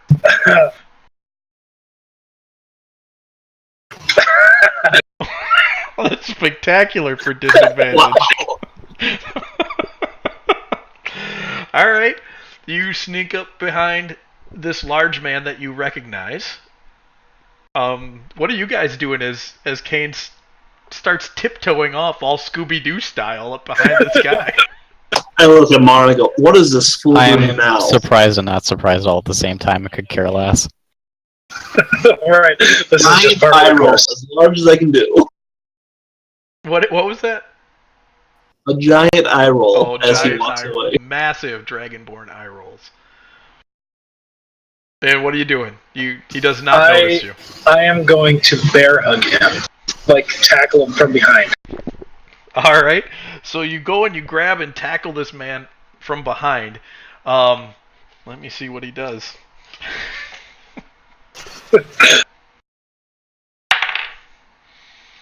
All right. So he whips around as you grab him, and he grabs you around the shoulders and he lifts you up and he's shaking you. And he's like, "Who's touching me?" And he's screaming at you. And then he looks at you and he's, "Do I know you? I feel like I know you." As I'm laughing, of course. And he's like, "That laugh. Kainne? It's me, buddy. God, you're old. Did you get lost in the Hideous, fog for like I know. 15 years?" Yeah, more or less, yeah. He's like, what are you doing here? That's a great question, man. What are you doing here? Rictavio picked me up after I dragged you to the asylum, and when you frickin' went catatonic on us all. Yeah. I mean, you how long was I there for? Because you look older as well.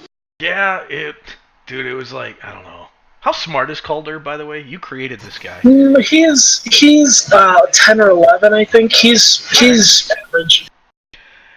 You were out for years. We'd check in on you once in a while, and the nurses kept you alive, but you just stared at the ceiling and mumbled stuff. You brought me here, or to the asylum? You brought me there? Yeah. Well, I first I took you to another town nearby, and they tried to fix your face, and it just wasn't coming back. Yeah. So then I ran into Rictavio and spoke to me of an asylum, and then kind of spilled the beans on him with Harkin, and he said he hunts men like that, so I joined up. How long have you been working on it? Years now, man. Holy crap, you're old. Yeah, I He am. looks over his shoulder, he's like, "Who's that you came in with?" Some strays. Oh, gosh. I know what that's like. This carnival's full of them. Yeah. It looks like it. Rictavio paid for the entire stay that I had. Yeah, well, you'll have to talk to him about that. He's got reasons. So, let me meet these people you got over here. Yeah. This is She looks awesome. You're a girl, right? No. What? She's with us. Don't ever call her my girl. Well, I didn't call her your girl. Is she your girl? I hork a little bit. Good, because you don't want to hang out with this loser. He sleeps like all the time. You understand that I can like hurt you, right? Yeah, right. Whatever. You see these muscles? The last he met you weren't even like a 0th level cleric. Yeah, he just started. You got no skills. He's got all muscles. That's all. So while he's having this conversation, I use thaumaturgy to ignite my eyes and booming voice and just chuckle at him. That's a cool trick. Peter does that all the time. What is Who's it? Peter? The Tamama derogatory It's thing? it's the tamama. It's the tomato mergy. Yeah. Tomato merge. Yeah, that's good. That's what I'm going to call it from now on. Right. Peter, he's our ringmaster. He's got some skills like that. I would love to meet these guys, but this is Raven the Dragonborn. This is Marlemere. Marlemere. It's a dainty little sword you got there. Guys, this is Calder. Thanks. Yeah, I met Kainne years ago. He got my whole village killed, sorta, but it wasn't really his fault. Oh, dude, not cool. Not. Sorry. I don't want to say I'm over it, but what are you gonna do, man? Deads are dead. Yeah. I hear you. So, Raven, what's it like traveling with this guy? Well, you know what's like traveling around with a bunch of asses? The donkey, that is. Yeah, right. Yeah, I'd rather do that. Yeah, I remember. I remember I wanted to kill him once in his sleep, but I didn't. I wish you would have. It was cool. We crossed over these mountains this one time, found these great pork sandwiches. They were fantastic. It was good times, man. Good times. I remember that fondly. So, let me give you a tour. Here. Well, this guy over here, you see this flower doing flips? That's Simon. That's Simon Danceforth. Peter's his brother. Actually, wait a minute. Hold on. Wait. On the picture of this, which one is which?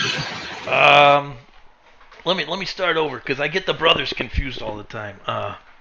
Peter's the one with the swords down in the blue. He does flips and stuff. He's our acrobat. He's also really good at picking locks and getting into places that people don't want other people getting into. His brother wearing the kilt up top, he's a cleric. Yeah, but he uses his skills to pretend he's our ringmaster right now. He introduces the axe. He plays that part pretty well. I think he's a little full of himself, but guy's got skills. Guy's got skills when you start bleeding. So he walks you around, and you pass an elf woman who's using a whip to tame a saber-toothed tiger. And she pulls out a bow and puts a piece of chicken on it and shoots it into the air. And as it starts to come down, the tiger grabs it sideways through the air. And it was really a pretty cool spectacle. And then it brings her back her arrow, and her arrow is completely not chewed up, but the chicken is gone. He says that's Orienda Autumnleaf. She's world-class archer. Knows a whole heck of a lot about animals too. She's amazing at what she does, and I like her red hair. It's cute. And he puts his head to the side, and he's listening, and he says, "Well, I heard a burp, and I hear the violin playing. Who do you want to meet first? You want to meet Danik, or you want to meet Rosie?" Dealer's choice, man. All right. Let's save the best for last. We'll go meet Danik. This is Danik Coppersmith. Then he takes you over on the other side of the tent, and there's a dwarf juggling axes, and he's just kind of flipping them off really easily, and he's hitting targets. And he keeps pulling more out of his belt. He's got like a half dozen axes on his belt. He'll juggle them, and then he'll throw them at a target and stick them in there. And he's like, he likes to dress like me, but that guy's a lot more comfortable in heavy armor than it looks. But he's a wizard with those axes. He's absolutely amazing. I seen him split a goblin's face, clean off its head once. It was one of the coolest things I ever saw. It was great.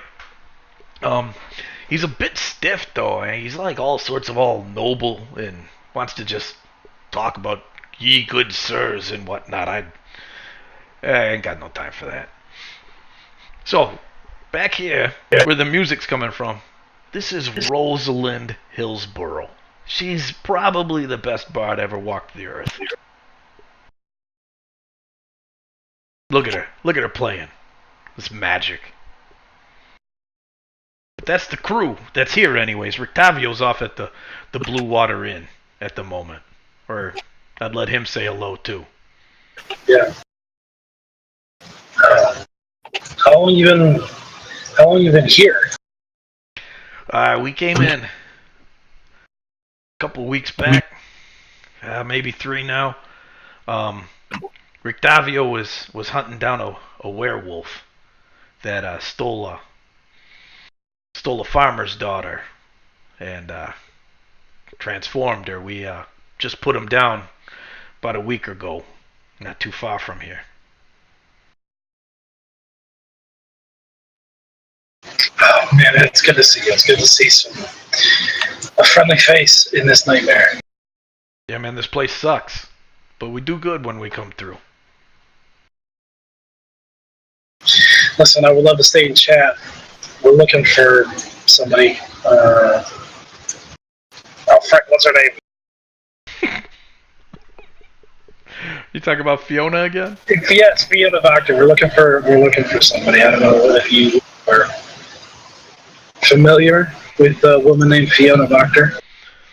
Yeah, sort of. I mean, I never met the lady herself, but her kids, man, she's got 2 sons, right? They're in their early 20s.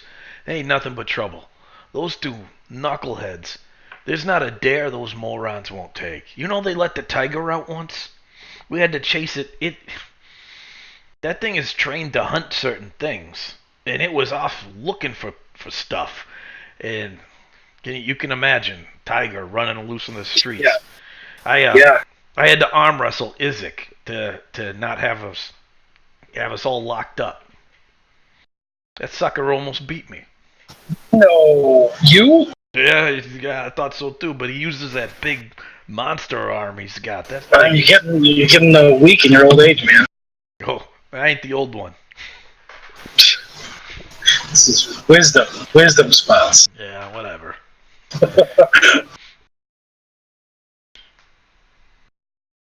Alright, you said Rictavio is in the inn? Yeah, he's over at the Blue Water. Alright, we should probably... Are you guys going to be around a while? I know we're staying at least through the festival. Baron pays us pretty well to come through during his festivals. Alright, well, I'll see you around before I go too far, okay? Sounds good, man. It's good to see you. Hey. Did Mom ever get fixed? Did what? Did Mom ever get fixed? Oh, man, I'm sorry. I thought you knew. No. Yeah. Alright. Okay. And then we go. See you around, Raven.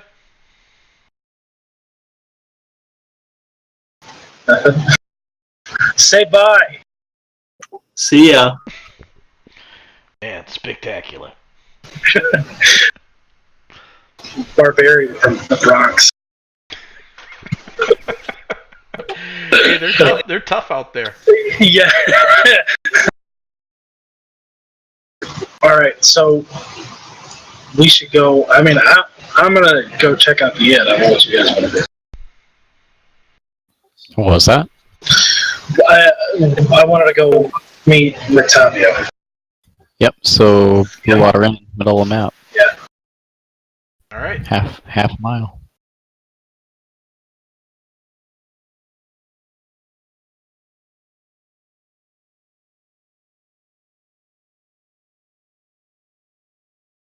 All right. You head over to the Blue Water Inn, and you enter in. It's got a large common room that's got a balcony around it. It's a huge building.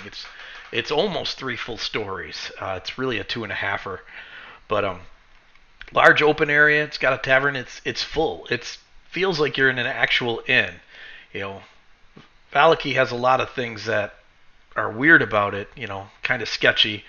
It's not quite as happy as everybody would like to make it seem. You definitely feel like all is not well in Vallaki, but the inn seems to be doing all right. So you enter in, and the barkeep comes over to you almost right away, and he introduces himself as Mr. Martikov. He says, welcome to my inn. I am Martikov, and I run this fine establishment with my wife and my Well, my sons don't do much running yet, except around and at the mouth. They are quite young. But I'm glad to have you here. Welcome. What can I get you? What time is it, by the way? It's probably noon. I mean, you came to town first thing in the morning. Yeah. Pretty much went straight to Blinsky's. Got arrested. That was only me. The rest of them did not. And I mean, chat with the Baron and then travel. So, yeah, let's say it's a little past noon. On our way here, I have the discussion that like, are we gonna stay here tonight?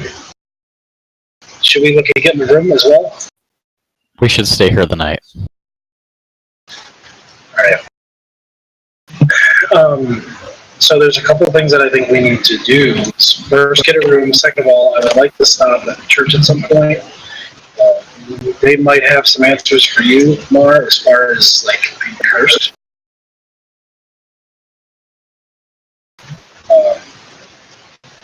So let's ask the barkeeper a room. What's the price of a room? For all three of you? Yeah. Then perhaps we can negotiate for 6 gold piece a night. Okay. Is that for one room? That will be, yes, for one large community room. There's 3 beds, right? 3 beds, yes. Alright. There can be 2. He can sleep on the floor. It doesn't matter to me. There Can can we be leave the 6 discount gold. for that? You adventuring groups are all the same when you come through here. I look forward to it. It's like you act like you hate one another, but you'll die to keep each other alive. It's fantastic. Oh, if you only knew. Two gold from each of us, yeah? There's only one person in this room that wants to keep dying to save us. It's only because only one of us hasn't needed to die. Anyways, we'll move on. So let's check out our room.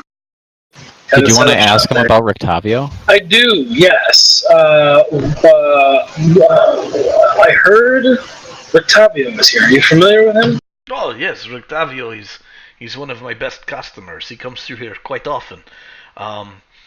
There'll be a lot of times where he stays here at the inn instead of at the carnival in his wagon with the others. I think he likes to see who comes and goes at the inn. He has an eye for talent. Sometimes he'll bring the bard, the halfling, with him, Rosie, and she will play for the evening. It's usually a good setup, but there's not a whole lot of, talent, I guess, as he would call it, that comes through here. Is he here now? Yes, actually, he keeps a room when he comes, like I said, for his own purposes while he's here. He's upstairs at the moment. Can we knock, or should we send somebody to? I will send one of my boys upstairs to get him. Could you tell him that? Could you tell him that Kainne is downstairs? That Kainne, Bram, come here. And this boy comes running up. He said, "Go upstairs and fetch Mr. Rictavio and let him know a man named Kainne is here looking for him." And Bram says, "Okay." And he runs upstairs.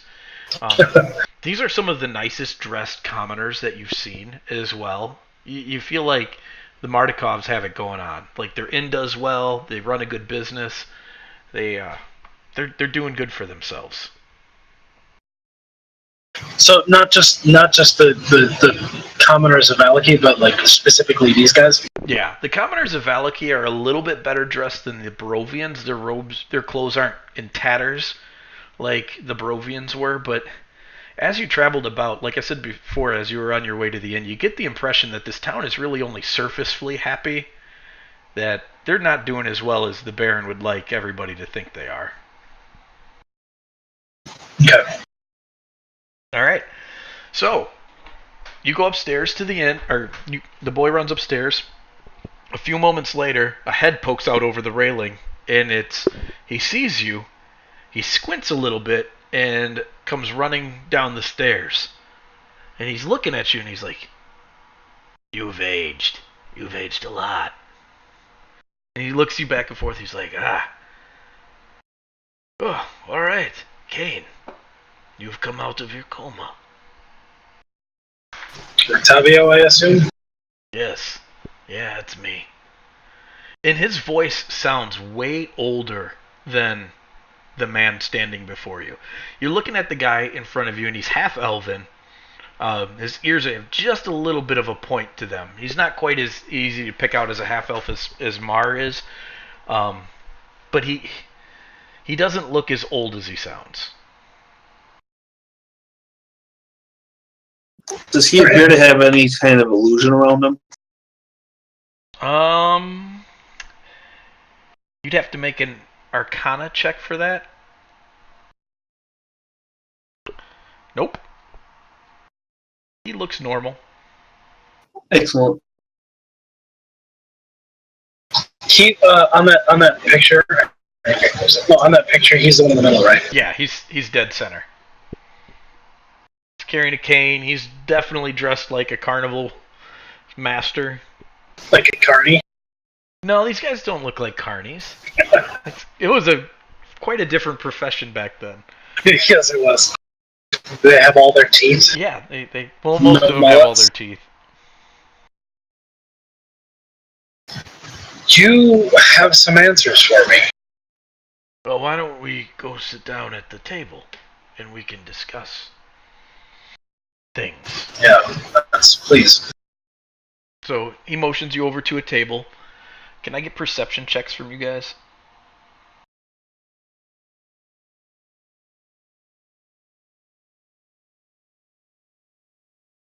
Kainne, you notice a cloaked figure slip into the bar not long after you guys come in, and you've caught enough glimpses of it that you're pretty sure this is the person following you. Okay. So, Rictavio sits down with you guys, and he says, "How did you get here?" It's a great question. Don't really know the answer to it, other than I woke up. I'm not sure what woke me up, and what was it? Corn's Crossing. What was the name of that place? Delaran's Crossing. Delaran's Crossing. They were looking for soldiers. They were looking for healers. I signed up. Didn't have anything else to do, and woke up here in chains. Don't know what happened. They were with us. Raven. This is Raven.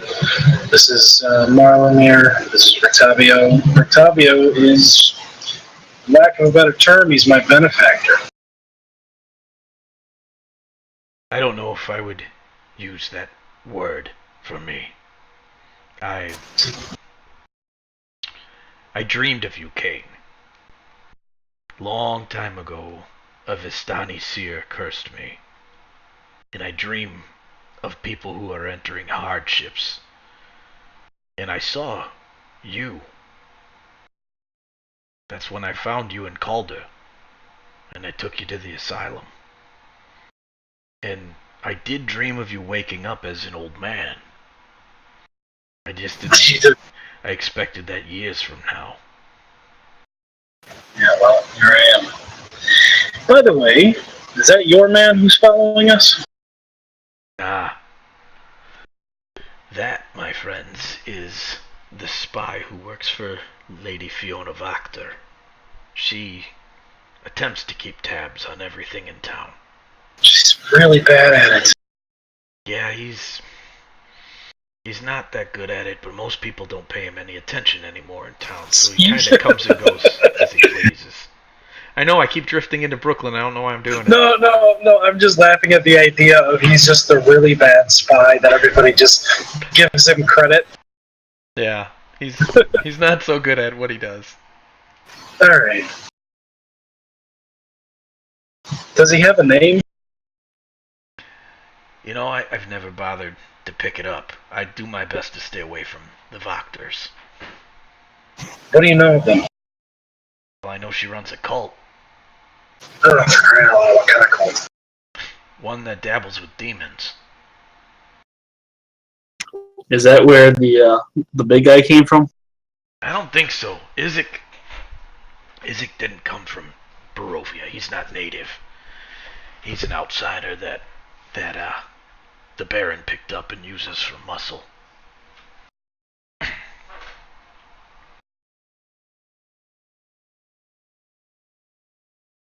Okay. What are you? Is you cursed by Mastani? It's a long, long story that Yeah, I imagine. I don't want to get into. But Vistani, they're not like, it's not normal curses they give out. It's something in their blood. If a Vistani curses you, clerics aren't going to fix that problem. It's something you'll have forever. That wouldn't happen to be the same curse or similar curse that our good paladin is suffering from that you're aware of? He looks at Mar. What's wrong with you? It's just a hag. I'll just tell him about the dreams that I've been having and the difficulty that it's been. Hardship. Oh, friends, that's not a curse. She's actually coming to you at night. Morgantha's a night hag. They can slip in and out of the ethereal plane. And when one attaches itself to somebody, she'll do everything she can to visit you every night. And she's draining your soul. How do we stop that? Well, you have to kill her. He's already died. What can you recommend for any kind of protection? Yeah, they might let you sleep at St. Andrew's tonight. That's hallowed ground. She shouldn't be able to bother you there. Other than that, you're gonna have to hunt her down before she drains your life. Oh, I plan on it.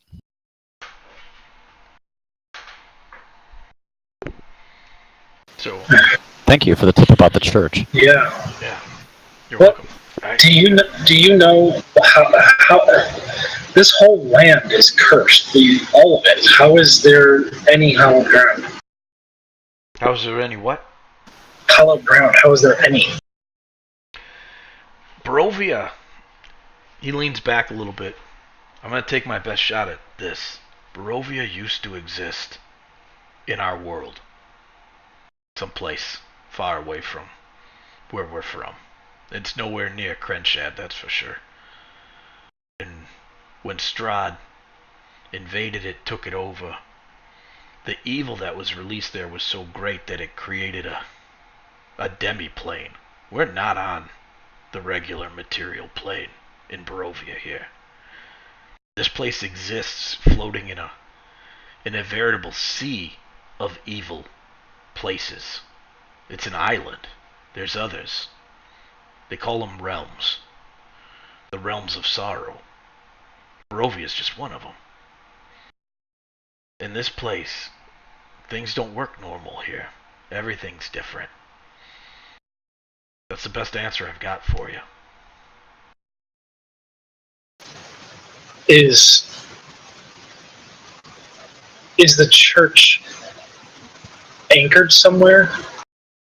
No, I think it was the real St. Andrew's Cathedral that's given that place its benefit. It's not the only place in this cursed land that's like that. Most of the locals only think that it is. There's a few other places in the wilderness that are protected as well.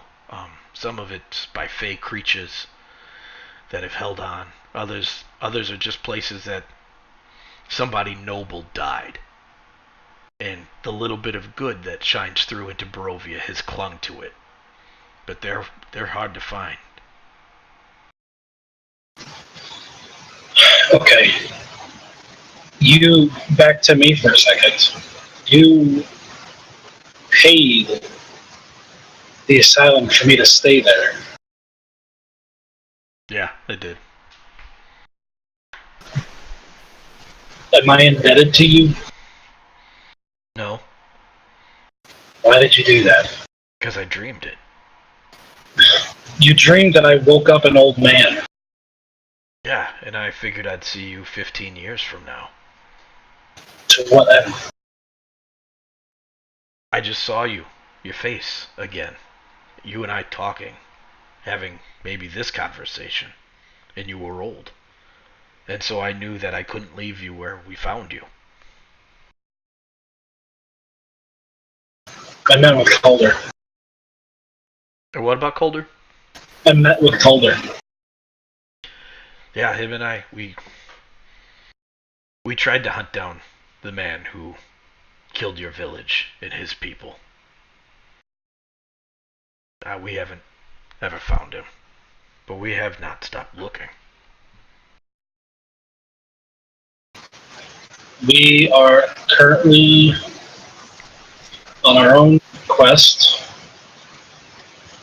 but we should join forces at some point when the time is right. Maybe. What are you guys doing? I don't know if it's a good place to talk about that right now. At least not in earshot. Yeah, probably not with Vakter's spy hanging out over there. But the inn is usually a safe place. The Mardikovs are. They're friends. Yeah? Yeah. They've probably been watching you since you got to Barovia. How? They're part of a clan. It's called the Order of the Black Feather. They're one of the only lycanthropes I don't hunt. They're were-ravens. I was just going to ask you, they're ravens. Yes, they are. There's not many of them left.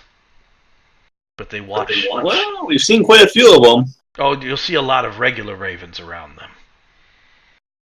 But as far as the Martikov line, there's them and the rest of their family that runs a winery to the west.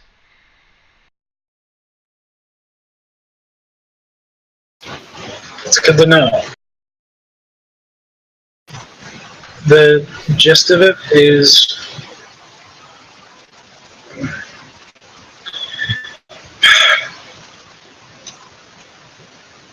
Strahd has hired us. I have paper to use if we'd like to write on it. Possibly minimize those that might overhear something. Yeah, we can do that. Alright. So I just write down that Strahd has basically hired us to find the Amber Temple. He looks at it and he gets really physically upset for a moment. And then he looks back at you and he just writes a big question mark on it. And he's taken an angry turn. And I just simply go, yeah, it's not as it seems, clearly. It better not be.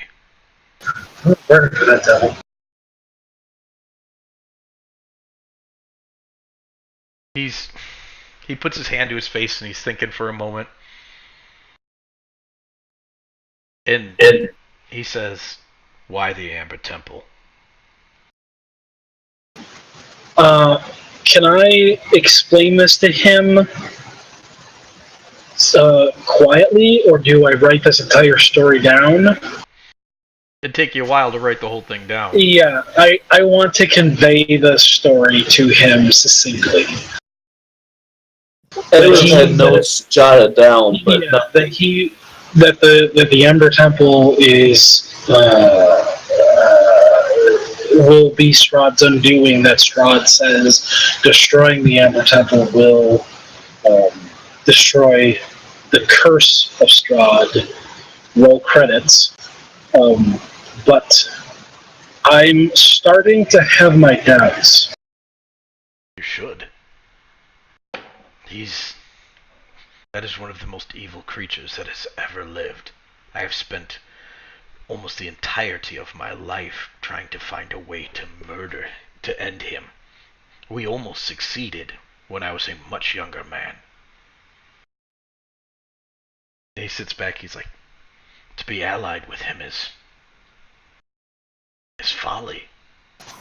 I would not call it an alliance. Strahd thinks it's an alliance. I guarantee you he does not. If you're Yeah. not in, if you haven't fully pledged your allegiance to him, he is aware that you do not trust him. That you plan maybe even to turn on him. Yeah. He is the land of Barovia. Yeah. What do you know of the Ember Temple?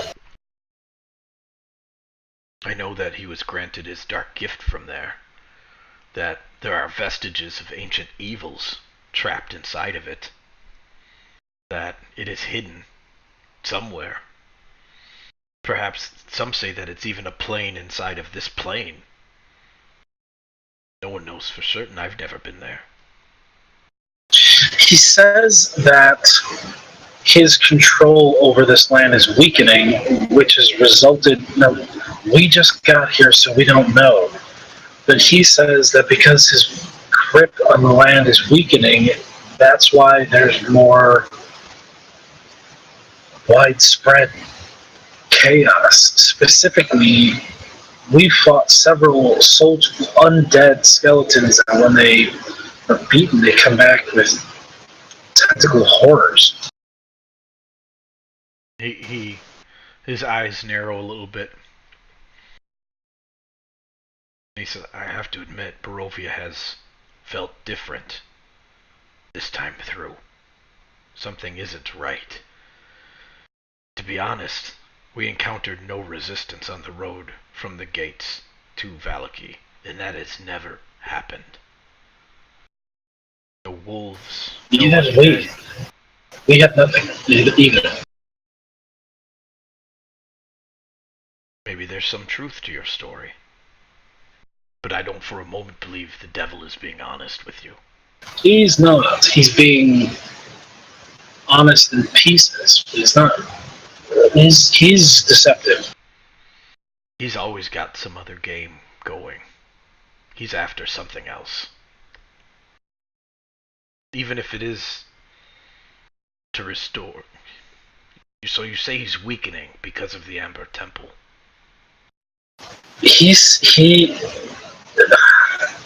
I don't remember if he said why he's weakening, other than his powers are just waning. He said he wants to destroy the Amber Temple so that he can finally go to rest. I am not quite convinced of that. He sits back and scratches his beard. Says, I'm actually not entirely unconvinced of that.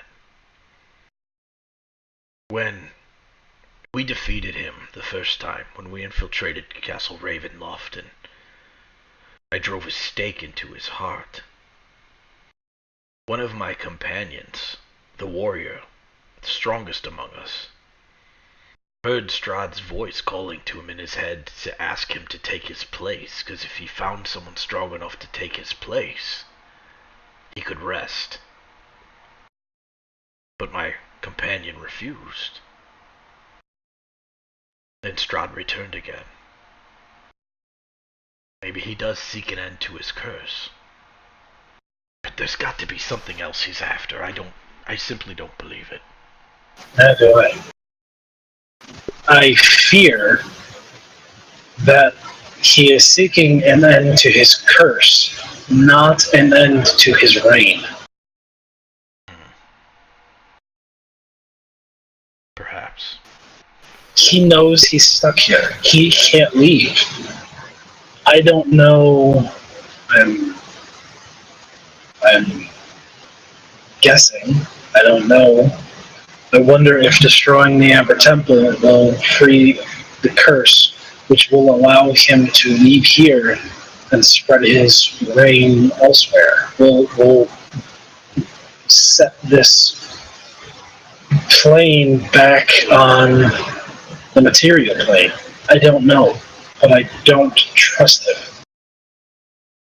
To return Barovia to material plane. Strahd. If the Amber Temple is the anchor, then maybe. We need to find Esmeralda, the Avantaire. Have you heard of her? We have, yes. Yeah. I believe I left one of her booklets with you at the asylum. Yes, I read it. That's how I knew about the Amber Temple. Yes. She's a native Vistani to Barovia. She traveled with us for quite some time, but her and I had a falling out. We'd grown too close, and I try not to get too close to the people around me. Nothing ever ends well for them. I believe it's part of my curse. And she was like a daughter to me, so I sent her away. She knows more of the Amber Temple than I do. She may even know where to find it by this point in time.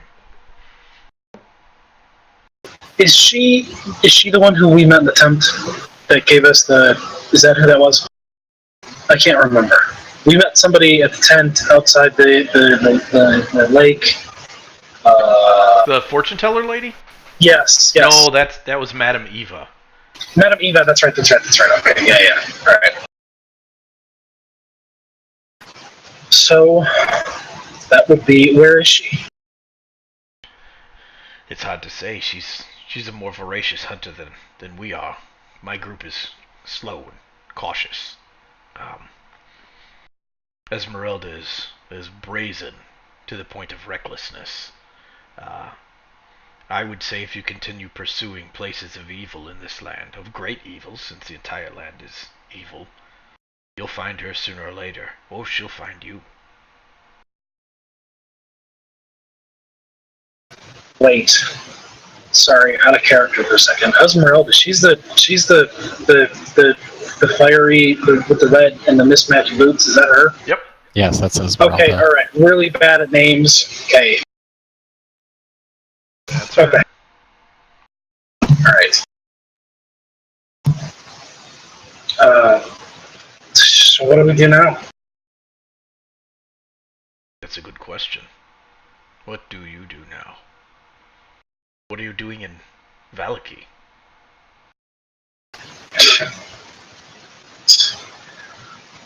We're chasing straws is what we're doing. We have very little guidance, very little anything. The only thing that we find are deception and monsters. That's the only thing that truly exists in Barovia. Yeah. What do your companions? So we... What do you guys think? Think about what? I don't know, what are your plans? What are you doing? You got any info you want to dump on Rick Tavio?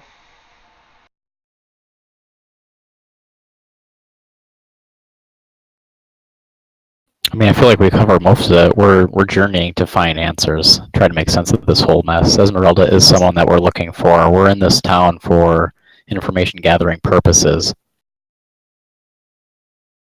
We also found a book about the Argynvost. The Knights of Argynvost. Yes, an ancient order, long before my time here. Have you been there? I traveled to Argynvost once, yes, long ago. It's not far from here. There was a ruined village down the road to the south, just west of town. Flooded. It's become a great swamp. It's a place of death. Several spirits haunt that place as well. But up on the hillside overlooking that village was once an elaborate mansion. You can see it if you can get even a semi-clear day from the fog, from Vallaki. It is a place where the dead walk, constantly.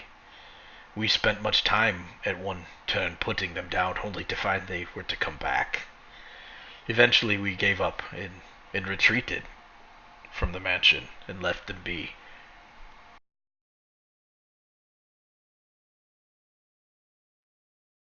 The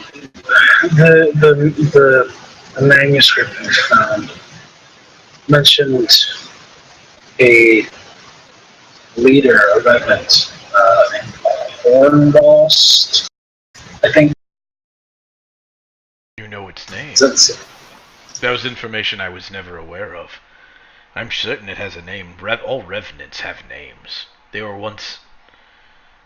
Some say they're people who endured a tragic death or a great dishonor in life, and their spirit is so restless that, like other spirits, they come back from the grave, but these spirits inhabit the body, and they seek to carry out vengeance or justice or some other mission before they are actually able to rest. But here in Barovia, the knights were never allowed to complete their mission.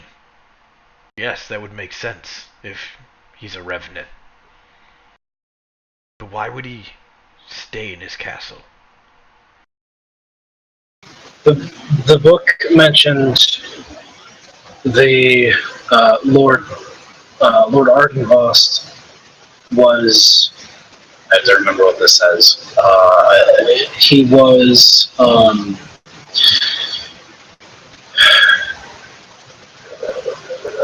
He was slain, and they marched on Castle Ravenloft and found and was told that Strahd was killed. And so they turned around and went home, the remnants. But clearly Strahd's still here.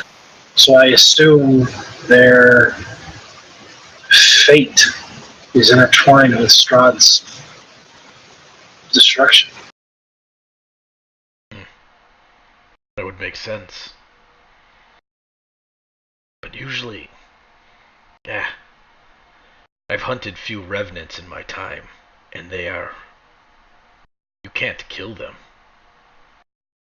You can only guide one to rest.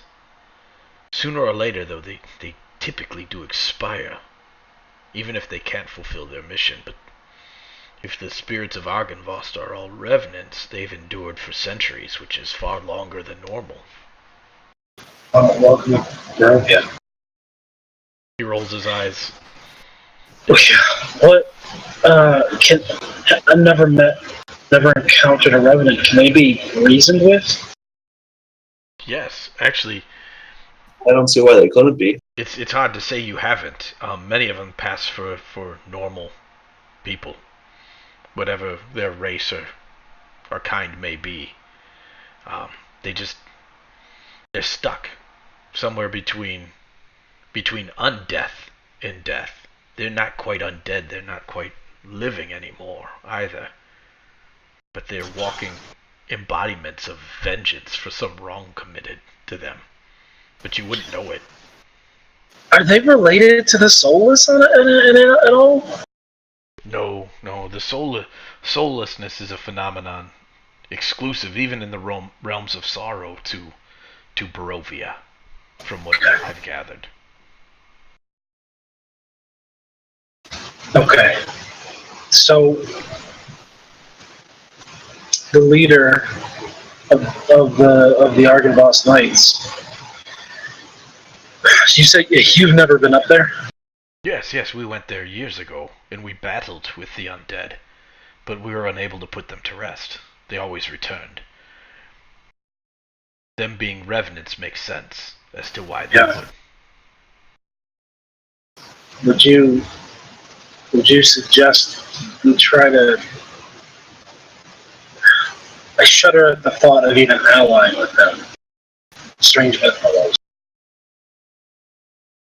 If they are trapped in Barovia because they cannot defeat Strahd, and you offer them a way to do so, they could make quite the powerful group of allies.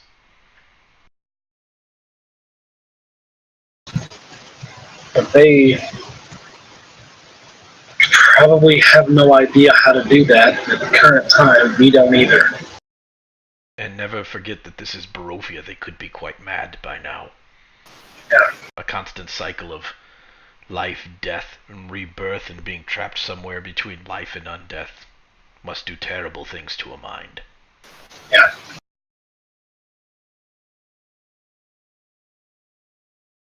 Okay, so we should probably hold off on seeing them until we have a more straightforward plan on how to address this issue. I'm sorry I can't be of more help. It's alright. Kept me alive until now. It's more I can ask of anybody else.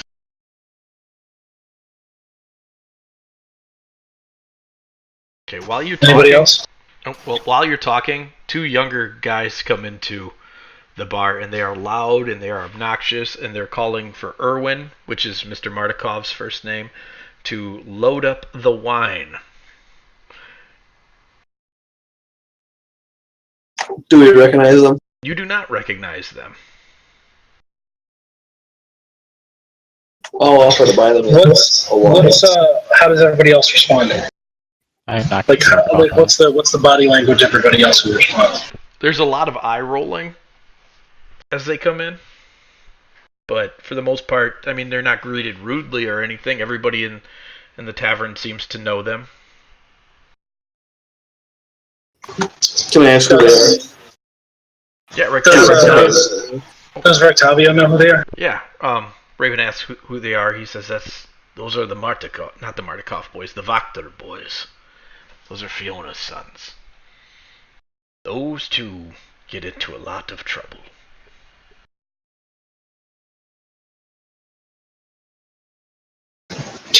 Nobody likes them, do they? Well, about half the town does. Because this town is pretty divided. And with the Vaktars on one side and the Valakoviches on the other. And the Vaktars cause problems for the Valakoviches, and so those who hate the festivals don't mind the boys. What's your thoughts? On the boys?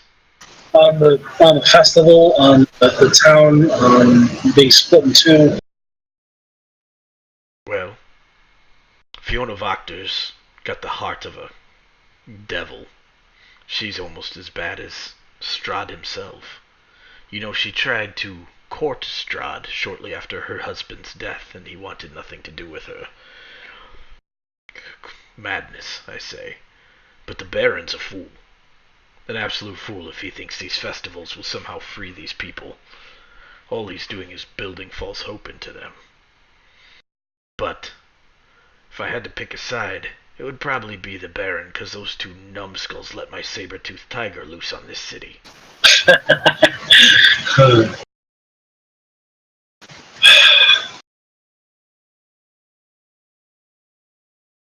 Alright, what do you guys think?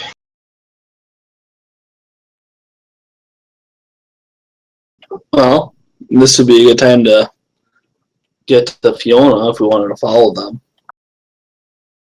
Yeah, but the other side of it is I don't know how obvious I want to be that we're trying to contact her. Well, you're pretty sneaky, apparently.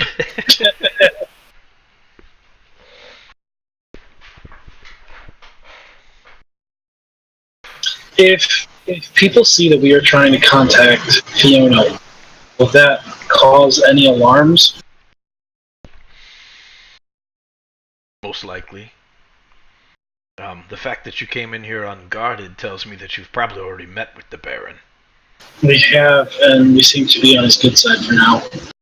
For now, I wouldn't trust that man at all. He knows far more than he plays at. You're probably being watched by good spies.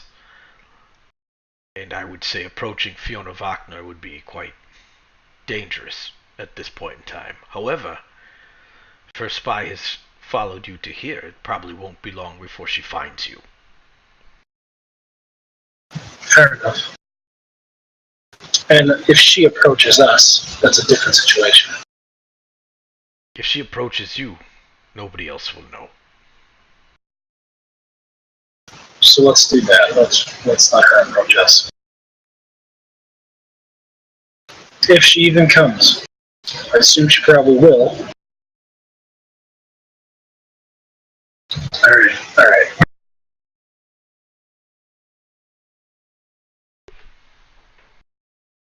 Anything in town we should keep an eye out for? No. I mean, this is maybe one of the only safe places in all of Barovia. Enjoy the inn. Come by the carnival.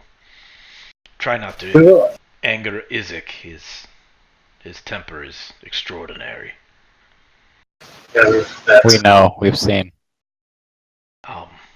But the Baron believes the man has his uses, and I suppose in a place like this I would say he probably does. Do you know what happened to him?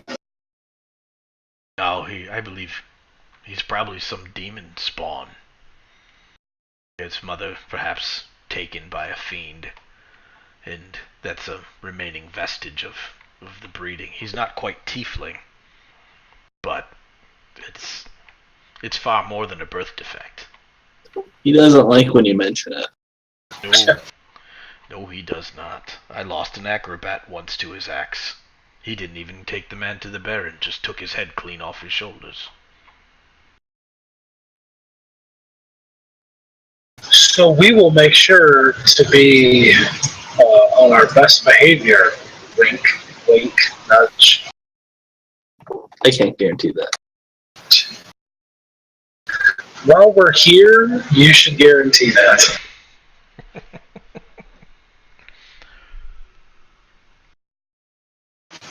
All right. Well, what time is it now? Let's say it's 3 o'clock. That's about 2 hours worth of conversation. Okay. Especially since you were trying to beat around the bush on a lot of it and not Yeah. be overheard. Yeah. Okay. So, Rictavio, you'll be around. I'll be here or at the carnival. Okay. All right. Okay. My thoughts are. I'd like to. Here's what we got going on. Okay, we have Timmy, and this is just among the party. Should we get up and unless anybody else has anything else to say to Rictavio? Nope, just talk to the group when we're done with them. Okay, so we need to. How long did he say we'd have Timmy for? How long? A day? He said a day, so we need to see him like in the morning and see where he's at with things after we've rested. So just as a point of notice too, we don't necessarily. I couldn't find anything when we originally asked about and found out about Fiona. It was only because we were looking for a way in to Vallaki. If we didn't have a normal means to come in, we don't really know if there's necessarily any information per se that she's going to be able to share with us. So not talking to her could be a viable option. We might not need to talk to her at all, or it might just be advantageous to not talk with her. That was part of my thing was we only. He said Strahd told us that she would help us get in. So now that we're in, I don't know how much of an issue it is. That being said, she's actively looking for us. Yeah, clearly. Or is she just keeping an eye on the people that just came to town? Like the guards were and like the people are.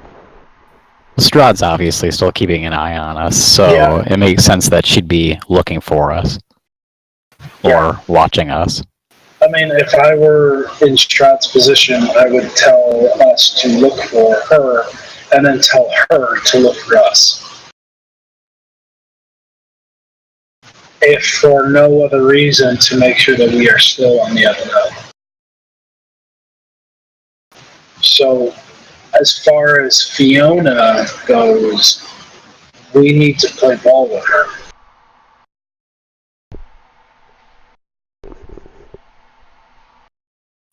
How do you figure? Because as soon as he thinks that we are not working with her, he's going to wonder why. Well, we can always say that we got sure in. about that. And so we didn't want to risk being thrown out or anything like that if the Baron caught on to us working with Fiona. Yeah, if he wants to risk his own destruction, then he'd make a big deal of it. But I don't really think... I mean, she was just a way in at this point. If she's got some other information for us, she'll figure out how to do that. But I don't think we need to go out of our way to... No, I don't either. No, I definitely don't think we need to go look for her. She needs to find us. She'll find us. We'll just see how that goes. Yeah, I'm not trying to find her anywhere. Right, and when that happens, I'm sure we'll, once again, be in the position of how do we deal with whatever information we get. How do we be quadruple agents, yeah. Mm-hmm. Quadruple agents. It's so funny. It's like you guys are back here thinking that, and I'm just over here, and I didn't even realize I was doing it, but I'm twisting my mustache like an evil villain. I was watching you. I was watching you folding your fingers and tapping your hands, and now you're... Yes. Okay, so what else do we... The things that we need to do all seem to be like they are several days away. The festival is another, 3 days, he said? Yep. It's on the 20th. Hey, I want to bring up one other issue that I just want to voice and get insight on this. So, and I just want to say from this perspective first, I'm a little uneasy that we weren't as forthcoming as we could have been with the Baron. I mean, what do you want to say? Yes, we're aligned with Strahd. Yes, we told him that we'd help free him. That we snuck into here trying to get your help. I don't think we necessarily said any of those things. We're looking for answers, and that's the truth. And we're trying to find our way through this entire mess as well. I mean, we're literally journeying to free the land of this mess. Oh, we hinted at that. I mean, we didn't go into detail that we're trying to kill everything that's evil, but we did point. I mean, how do we know that the Baron's not, in his own regard, evil? That's an excellent point as well. No, but we do know that he's against Strahd. I'm just saying, it's very uneasy from the perspective of we've already set ourselves up as someone who's not allied with Strahd because we weren't so forthcoming. If he ever finds out otherwise, we've just put ourselves at an even bigger disadvantage.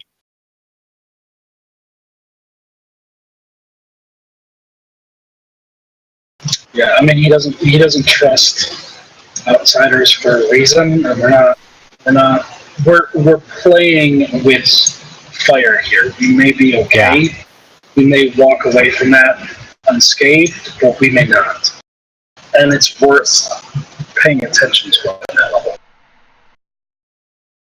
I just feel like because of his reputation, we've put ourselves in the position of, unless we're going to be extremely cautious, and even if we were, I'm not sure that there's a good scenario out of this now unless we were a little bit more forthcoming and see where the chips lie.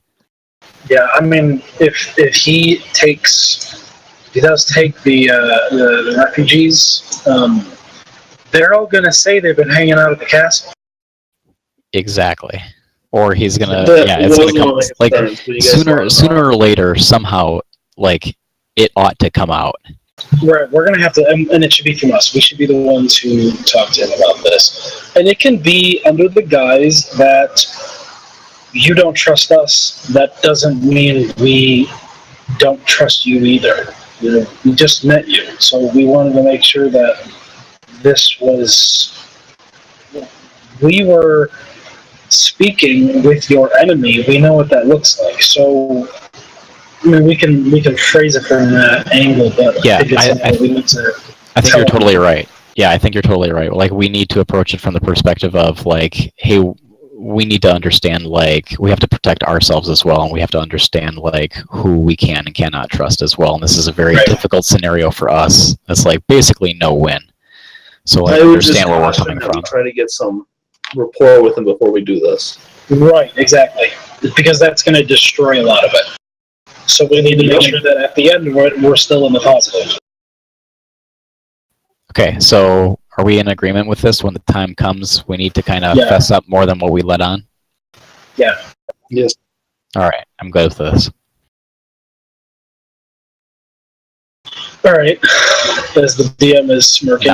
now I don't have to leave under cloak of night and go and tell him myself.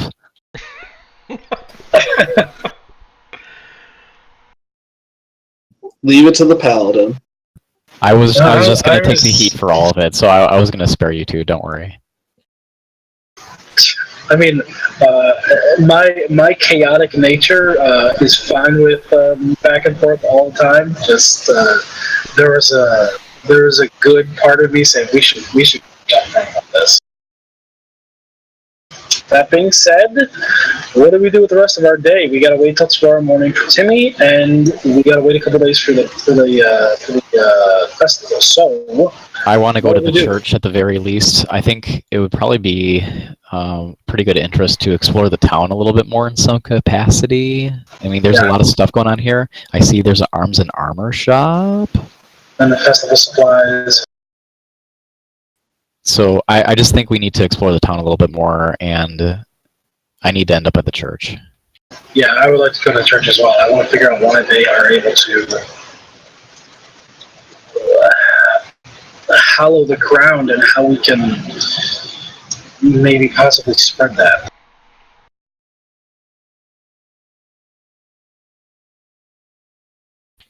Well, where to?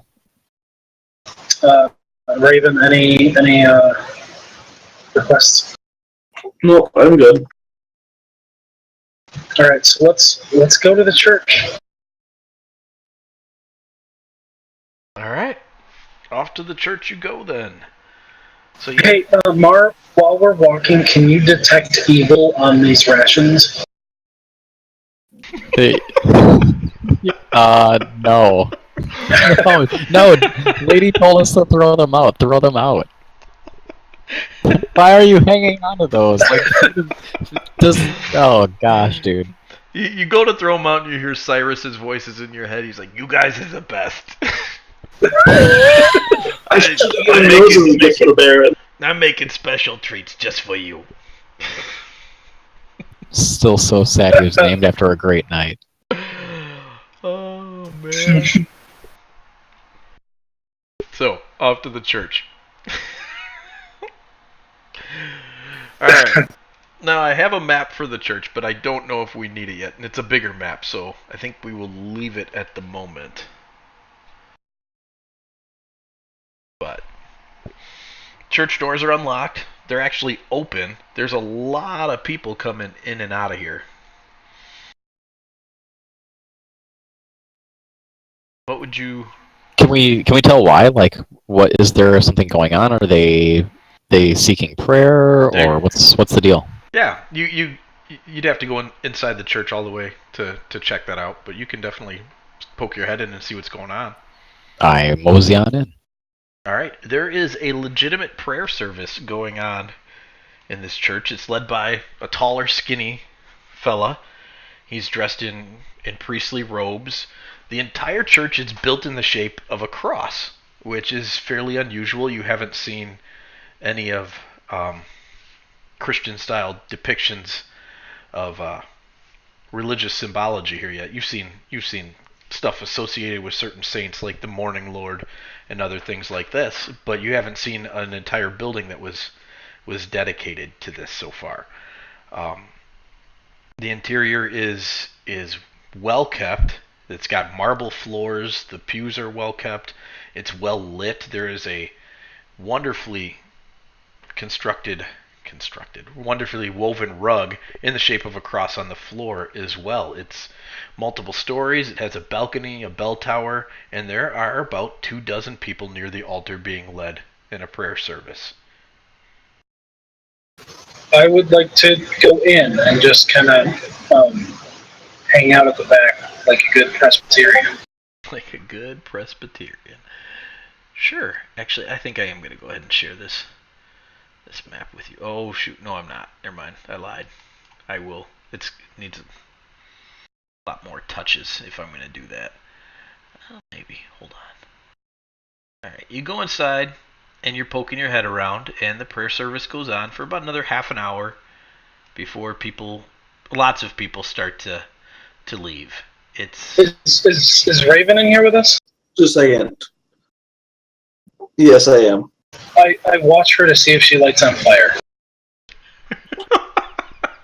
Raven does not, in fact, light on fire. Raven giggles as she watches King staring her down. Can I do a deception roll on her? Or an insight to see if she's lying about not being on fire. I am in fact lying about not being on fire. My computer might have just locked up, so you're definitely not getting this map. Okay. Alright. You wait for the prayer service to end. It's dismissed. A lot of people hang out, though. Everybody kind of gets up and disperses. Most people leave, but there's probably 4 or 5 people who hang out near the altar. There's a couple of younger kids, an older boy, and the priest's still there as well. And the younger kids start cleaning up stuff that maybe people left behind. The older boy starts sweeping the floor and picking up debris out of the rug. They're obviously taking care of the place. Yeah. Thanks, Brandon. What's the general tone? Are they happy? Are they remorseful? Are they? They look distraught, but not like overbearingly distraught. They're not freaking out like something terrible has happened. They just have a general feel of uneasiness and unhappiness about them. Okay. Is the pretty typical Barovian, honestly. Right. Yeah. Is the priest available? Yeah, he's hanging out, near the front of the altar. He's talking to a couple of the children, giving them directions. Do I see any holy symbols? What's the? The whole place is covered in different kinds of holy symbols. There's stained glass windows here depicting various stories from Scripture. There's crosses and crucifixes in large quantity about as well. Do I would like to pray to Azrael to be like, is this place legit? Like, do I get a feeling one way or another? No, not really, but there is just a general feel of peacefulness here. Maybe it's because this is one of the only non-trashed buildings you've been in. Because even the Burgomaster's house, the Baron's house, it was nicer than any village building you saw in Barovia, in most of the buildings there. But it still had a very old, worn, tired feeling to it. This place feels like it's kept up well. And it definitely has a very non-Barovia feel to it. Okay. Is it a Church of the Order? No, it's not, actually.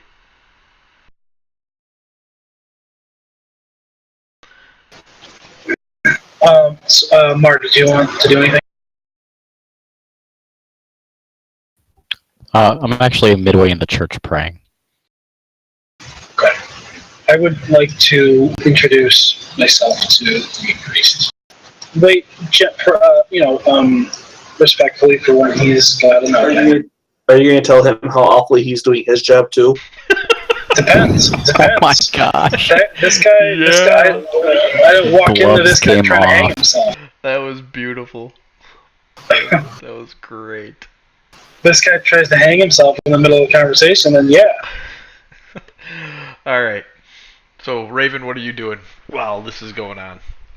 Not burning, I imagine. No, not burning. I'm just watching the people that have left. Burminating! See, everybody who walks past you here is in a hurry, and they're always giving you a very terrified side eye. That's just the general feel of everybody in this. I just smile with everybody. You just stare at everyone everywhere you go. With the teeth showing. Giant, toothy, dragon face mouth smile. Wave. How does it make you feel? Like, I can't ask you this right now, but like, as your own character, how does it make you feel that in a land that's so screwed up as this, everyone looks at you? Like, what does that do to your psyche at the end of the day? She just kind of brushes it off. Just rolls You're with it. Rolls with the strong, punches. strong woman dragonborn. Nice. All right. She's a strong, independent woman. All right. Here comes your map. Hopefully, it won't take too long to load. The priest, introduces himself as Father Lucian Petrovich. He oversees the church here, and he does his best to keep spirits up religiously in Barovia. He welcomes you.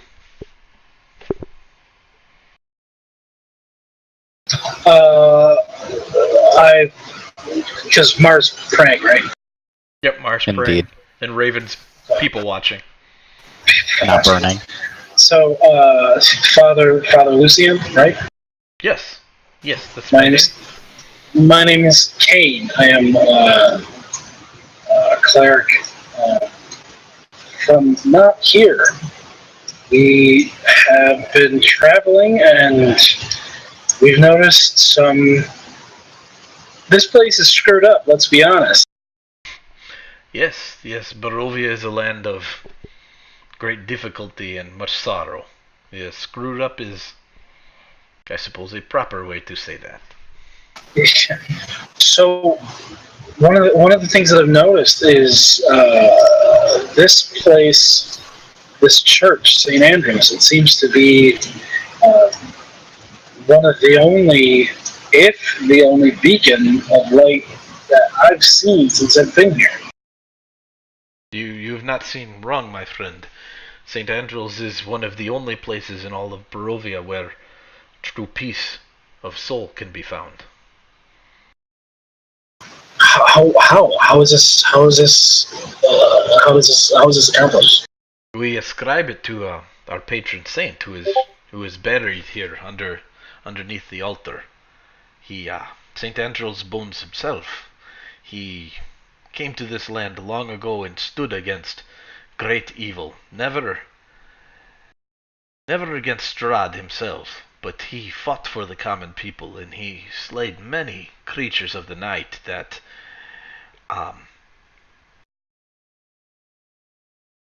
terrorized the commoners of this land, and he helped to set it free in many circumstances. His group battled their way all the way to Castle Ravenloft, but he was slain before they entered in, and they did not make it past the gate guards, as the story goes. His body was carried back here to Vallaki, and they erected this temple, this church, in his honor, and buried him underneath it. It's impressive. That is how the story goes.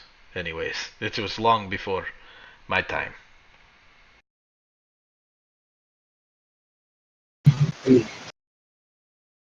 You said this is one of the only places like this?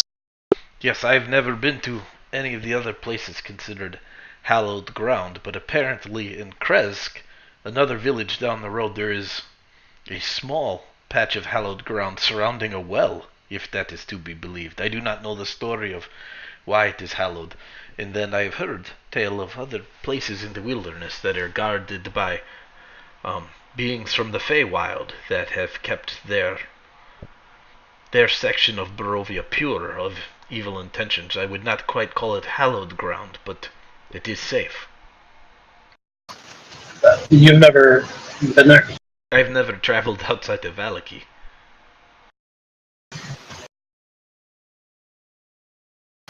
What do you think about the town, the festivals, the safety of it? I think the festivals are madness. I am one of the only people outspoken enough to say so, although I don't think the Baron is a great enough fool to throw me in one of those plaster donkey heads and placed in the stocks for saying it. It's foolishness the way he drives the people. It's madness. So do you side with Fiona on this? That woman. He almost spits just hearing her name spoken. That woman is a bigger blight on the town than Strahd himself. The vampire might sit in his castle and brood and look down from above and praise deeply on the people of the village of Barovia, but this woman conjures evils in our very midst. She is foul beyond all reason.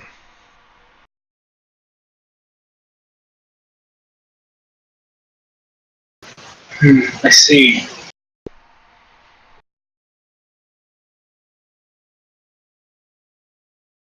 Why do you ask me these things?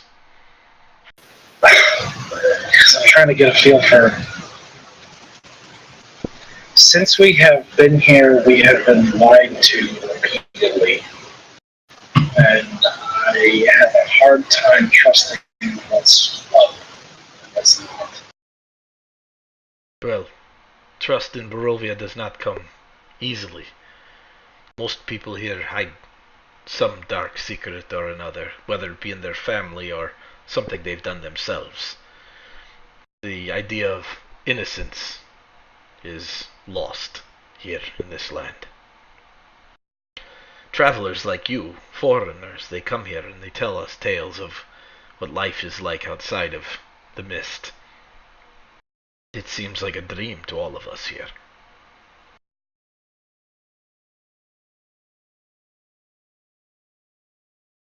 Yeah, well, it kind of was. Of course, kind of only remember anyway. Speaking of dreams, do you see my friend over here, the paladin in the armor, the knight, the half-elf? Yes, I saw all three of you as you came into the church. He has been struggling with nightmares, and we were wondering if there was something that we could do about that. Nightmares are quite common here in Barovia. Kiss the egg. He is being did the followed what? by a night hag. I did not. She kissed me. You're praying. The one in the back who makes me very uncomfortable said that he kissed a hag? Raven is now trembling. Dude, that dude's got some legit ears. Dude, have you ever been in an old cathedral like this? They act. Yeah. You hear everything. He kissed a hag.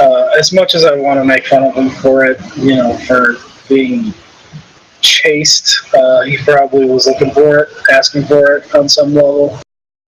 But he is he's from what we understand, he's being visited by a night hag. On a different note, is there protection here from us? Your map finally loaded. Yeah. Mine. Oh, The there screen it is. finally unlocked Oh, there it too. is. Yeah. So that's unfortunately Mike in making giant, too large for Fantasy Grounds maps. That's why it took so long. Anyways, he's been visited by a night hag. Then Hey, did anyone else, Mike, you just cut out, did anyone else have that? Yeah, but I don't know if he just stopped talking. oh, I'm sorry. So your friend has been visited by a night hag, you say? She kissed him. Yeah, she did. She has tethered herself to him then. She will visit him almost anywhere he goes. Even to other planes of existence she will follow. He is safe here, though. He is safe in St. Andrew's. The cathedral, its hallowed ground, will protect him from that. Alright, well, I hate to ask you this, but as a man of the cloth, despite wearing armor, chains, can we stay here, or at least can we find a place for him to stay? His soul is being drained by this thing. Oh, absolutely. I would not turn anyone in your situation away. Yet, but it is only a temporary solution to the problem. Yeah. So on that note, we do have oil etherealness that we could use to fight the hag if she came to the ethereal plane. Well, what does that do? It puts you on the ethereal plane. You can coat yourself in it, and for 1 hour, you can be ethereal. Who has that? I do. Raven has it. Can you give it to all of us? No. Like, is there enough for all of us? Nope. Nope. So one of us can. Yes. I could put you on the same plane, Marlomere, so you could actually make out with her some more. If Lucian, how much do you know about the hags around here? Quite a bit. Are you talking about the ones particular to this area? Well, not. I mean, yes and no. But if we need to stop this hag, okay? If we were to set up a trap for our friend here, if one of us went ethereal to battle the night hag, would Mar be able to assist in that? I do not know. It's the night hag. He may be able to break the tether if he is in the ethereal plane when she visits him. But that's it is a guess at the best. Hmm. Did any of the stuff that we pick up didn't really have anything to do with hags, right? What did what? Any of the books that we picked up No. recently? No, there's a lot of stuff that as you looked at it, as you examined it more, you believe it was Morgantha trying to sketch out a ritual for summoning the Lady of Delights. Okay. And then you found the books that you were able to figure out, but you still can't read Morgantha's writing. But you found sketches of the summoning circle full of bones, and sketches of some things that looked a lot like the lady. So you kind of put that together, but. Okay, all right. Is there like a library here that we could spend some time seeing if there's anything worth researching? I have various religious books that we keep in the vault in the back. The Baron and Fiona, Factor, all keep very extensive libraries. Actually, before I took command of the church, both of them commandeered various tomes from the grounds here that have never returned. So, can I spend some time looking through that? Yeah, you can. Do you guys want to ask Lucian any questions while Kainne is digging through the library? I'm going to join Kainne in the library. I'm going to look for more information on the revenants, if there is any. Okay. What about you, Mark? I don't actually know that any of this is going on. Sure, you would have heard all of this. Oh, I would have? Okay. Yeah. I'm telling you, these old cathedrals like this, it's amazing to be in one overseas, and they echo so much. It's just crazy. I guess first I just want to go up and introduce myself to the priest and thank him for his offer of being able to provide some shelter for me temporarily, even if for a little while. You are most welcome, young man. I wish there was more I could do, but at least you can get a good night's sleep without fear of a visitation this evening. No, that is more than I could ask for right now, so I greatly appreciate it. I'll join Kainne and Raven in the library. All right, he leads you around the back of the church. He shows you really quickly where you'll get to sleep, which is a door in the northwest corner of the building. It's still being revealed because the map is super slow. And then he takes you over to the east side. He takes a key from around his neck and unlocks the doors, and then he pushes a series of stones that it's about 20 stones long, the pattern that he presses, and that unlocks a portcullis that leads into the library in the back.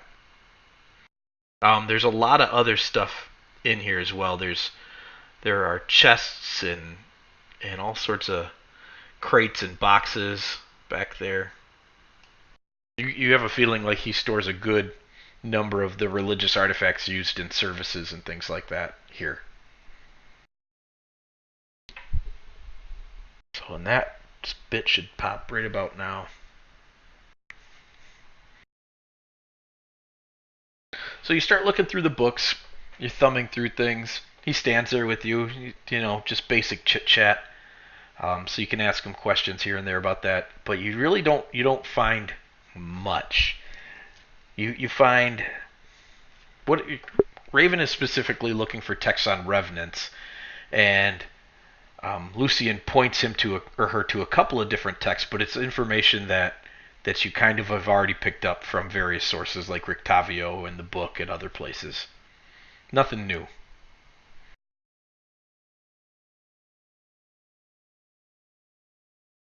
All right. I am looking for anything. Any. I don't know. I guess I'm just looking for anything that kind of stands out, and which is kind of a vague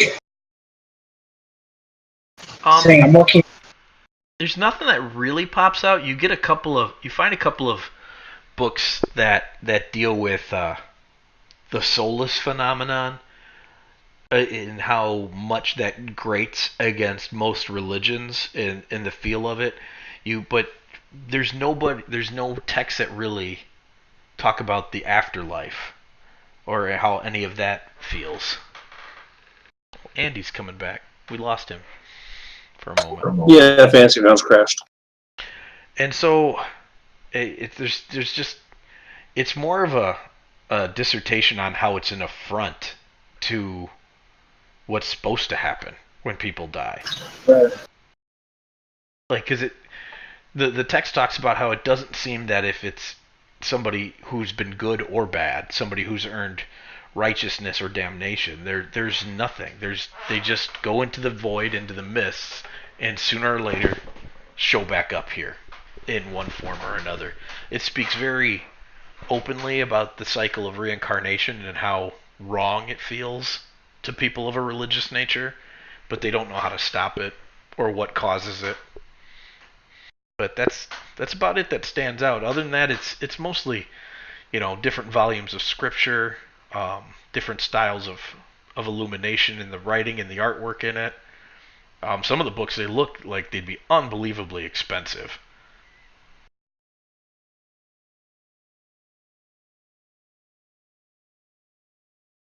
How well is the upkeep on the church? Is it well taken care of? It's really well taken care of.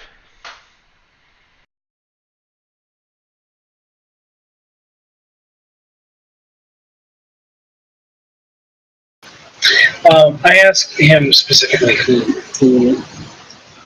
they worship here specifically. Who they worship here? Yeah. It's founded as a Christian style church.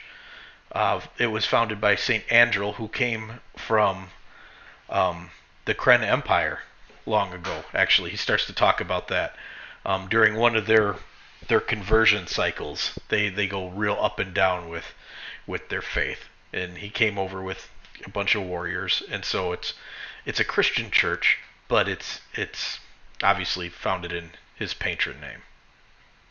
Okay. What is he this patron saint of? He's the patron saint of combat, actually. Okay.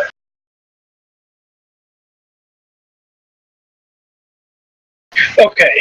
Is there room for all of us, or is it just Marlon's gonna stay? It's a pretty small room. There is only one bed there. You could all camp out on the floor. We paid money for that other room. That's what I was thinking. We paid money for the other place, so do we want to waste that or what? But No, I you also should. don't. You should use that. I mean, because it's a far enough jaunt to where if something happens, we won't be close to doing about it. Father Lucian says, well, the boys also sleep in the back here that clean the church, as well as him, and they will keep themselves available to tend to any of Marlemir's needs.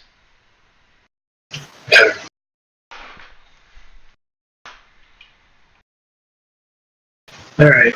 Well, what time is it now? Like 6? It's getting close to dark, so 5, 6 o'clock.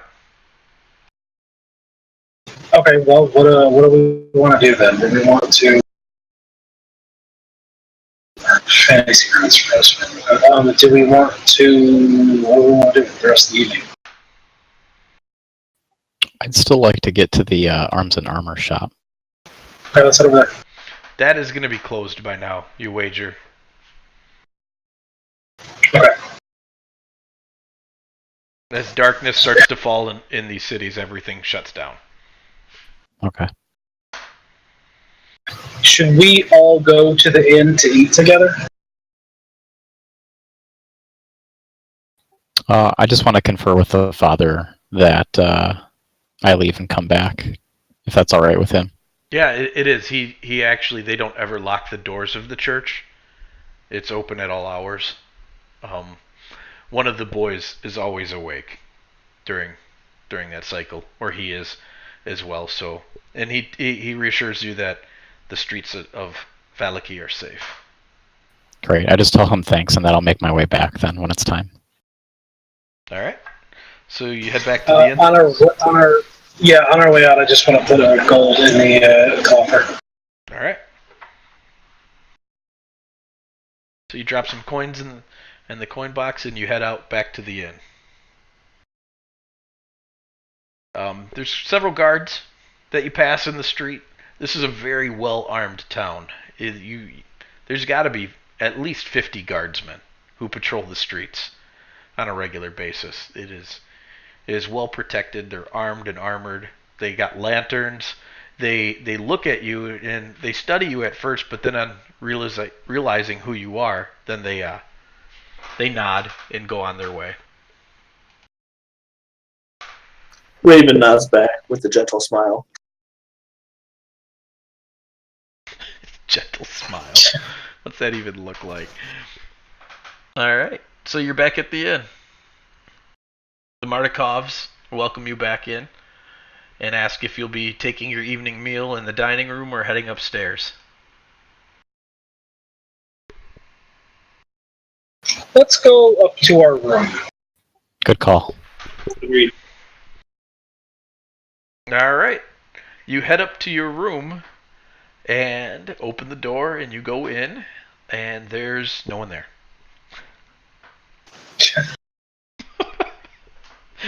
Perfect. Perfect. As expected. Yep. So, a little while later, Erwin's wife brings up your evening meal. It's good. It's a roast meat of some kind. It's not potato stew. It is not potato stew.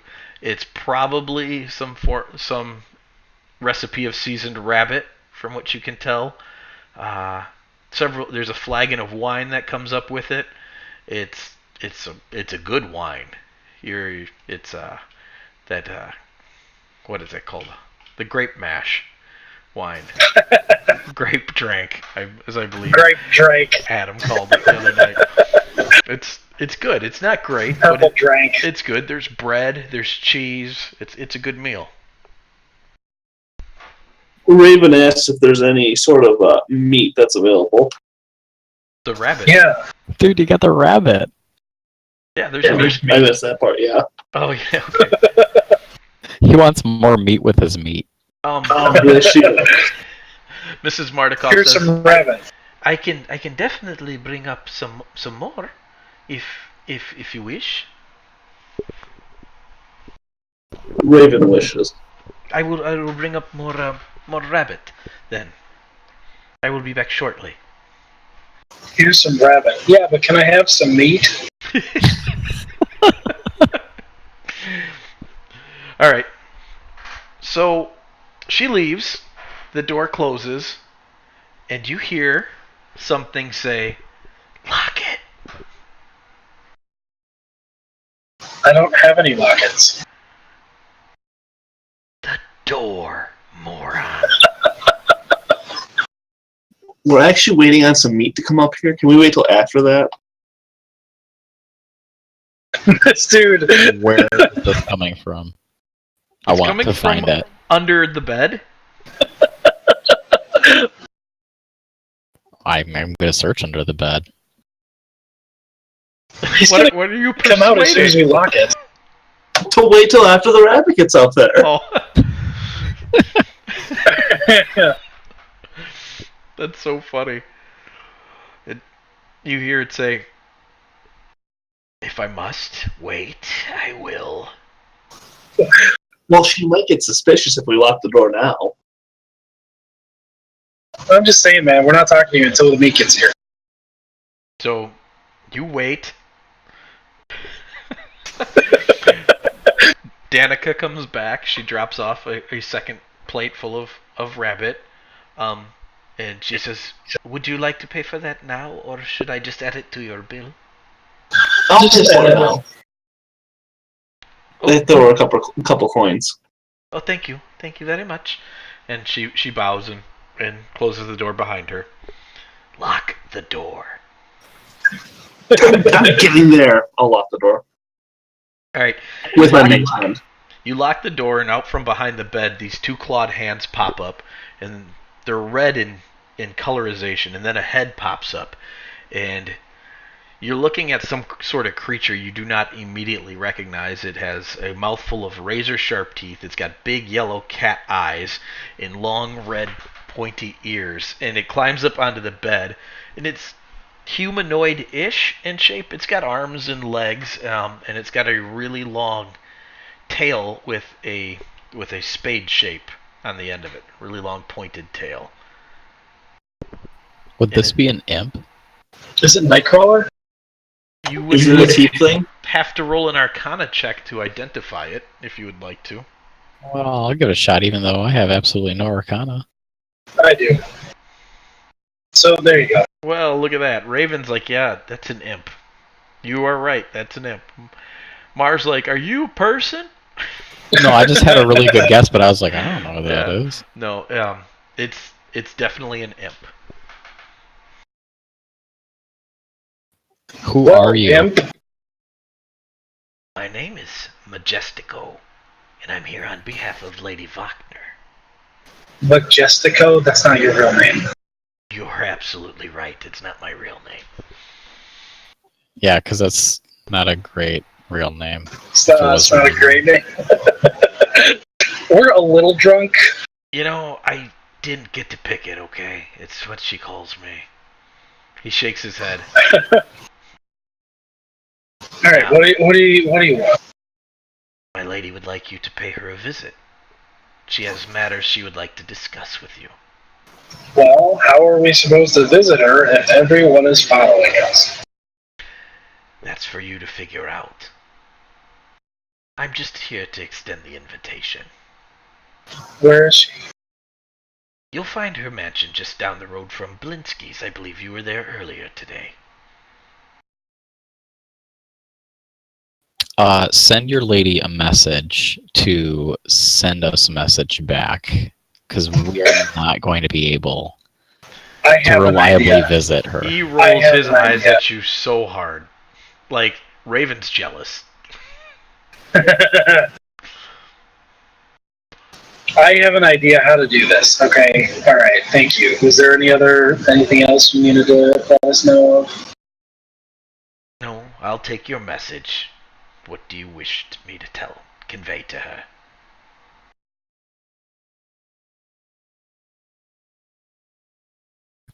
Is that to me or Kainne? That would be Tamar. Sorry. Kainne, did you want some input on this? I have a way to get in there. It's okay. I don't want him to overhear it, but Okay. So do you have a message or not? You were very persuasive. Tell your lady to send you back with a message for us. We're not going to be able to visit her under the circumstances. You should find a way, but I'll convey it. The Baron's a fool. He's not that hard to trick. And he climbs back under your bed. Maybe we should climb under the bed too.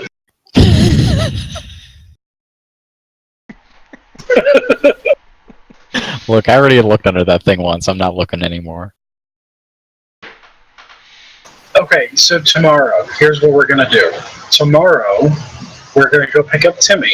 We're gonna tell Timmy to pretend to be like a little boy and then run away from us into the house, and we'll go follow him.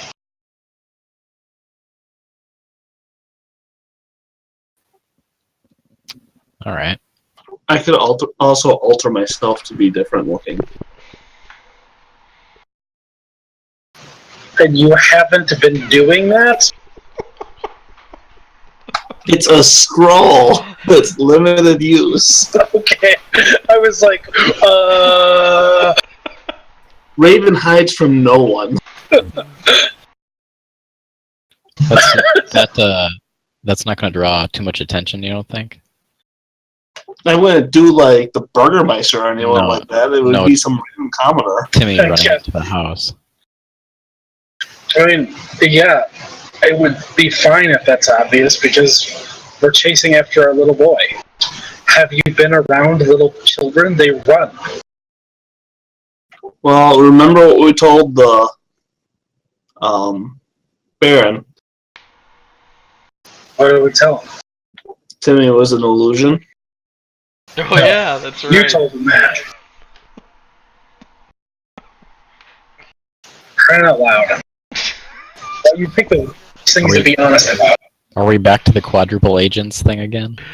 Yes, we are. We're getting there. Yeah. Is there anything else you guys would like to do this evening?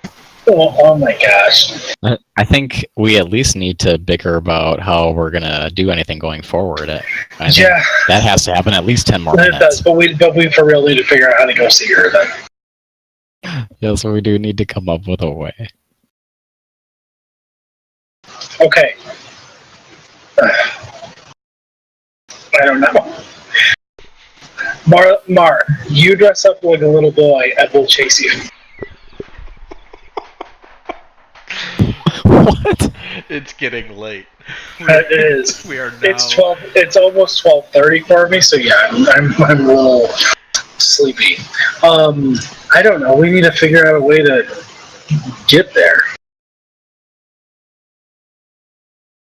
Is there I don't hold on.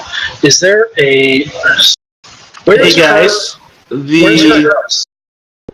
alter self, I can change myself to be a smaller childlike and run. On the map, the walked her house? Wachter house? Oh, yes. Okay, sorry. I thought you couldn't spell watcher. No, that's the way it's spelled. Yep. Okay. It's not far. So our plan could still work. Your plan could still work.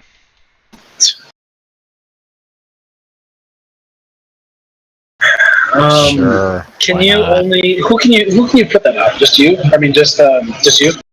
Just myself for up to an hour.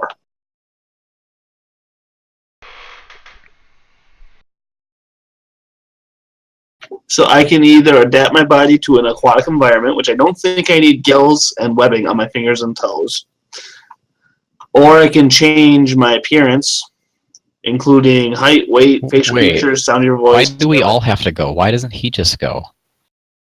I could just go. Oh, that's a good idea. Just you go.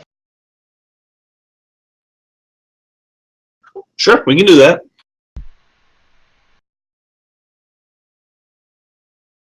You doing And that then right you'll now? just... Well, no. No, Mike, if you want, we could actually do that out of the game. Maybe. Okay. So just go do it now. Just go do See, it the now. problem with Vallaki is everything is complicated. So, obviously, as you guys are Yes, figuring out, it's Yes, very it is. complicated. Just go do it now. She's waiting for us now. How busy are the streets right now? They're not real busy.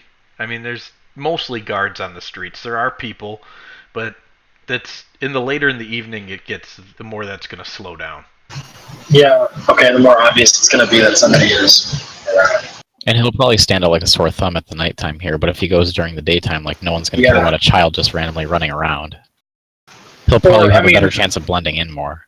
Yeah, he doesn't have to be. He even have to be a child. He can disguise himself as one of the boys, one of the doctor boys. Yeah, that's not a bad idea. So why don't you can do that now, or you can do it later. If you do it now, it doesn't matter if you're a doctor boy or not. If you do it, do you have to like remember what they look like? Well, I mean, yes, technically, I guess, because I want to actually mirror them, but I don't need to know. I just disguise myself how I want. Yeah. So yeah, I really think it would be better if you just disguised yourself as some, like a random person.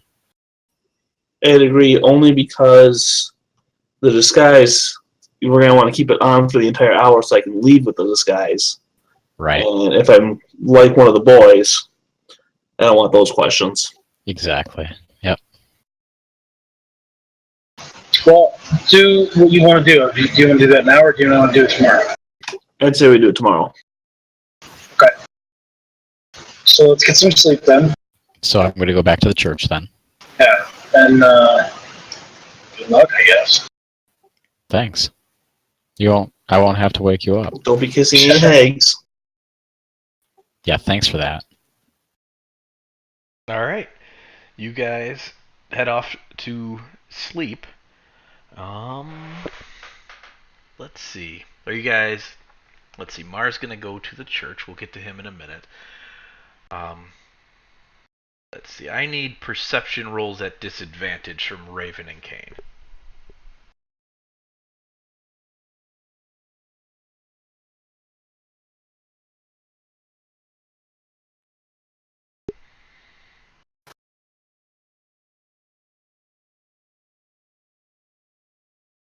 All right.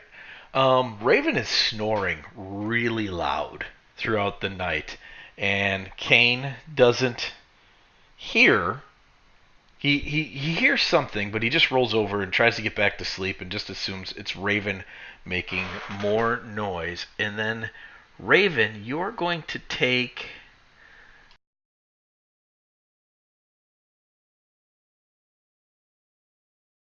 10 points of damage as a dagger comes plunging down into your chest in the middle of the night.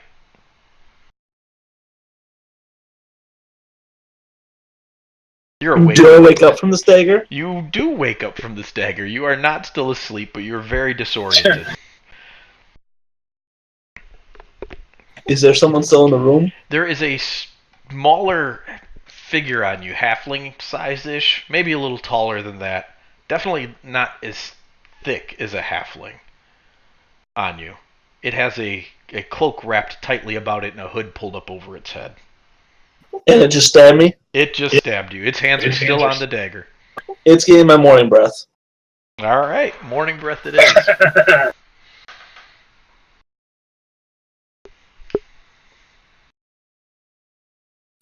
Morning breath.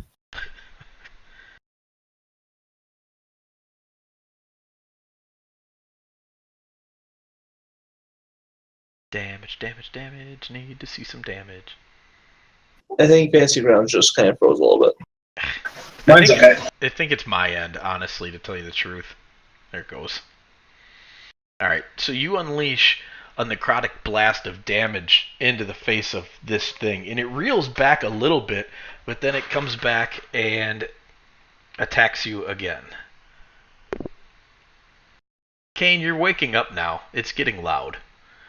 Okay. And so now that I'm awake, what do I see?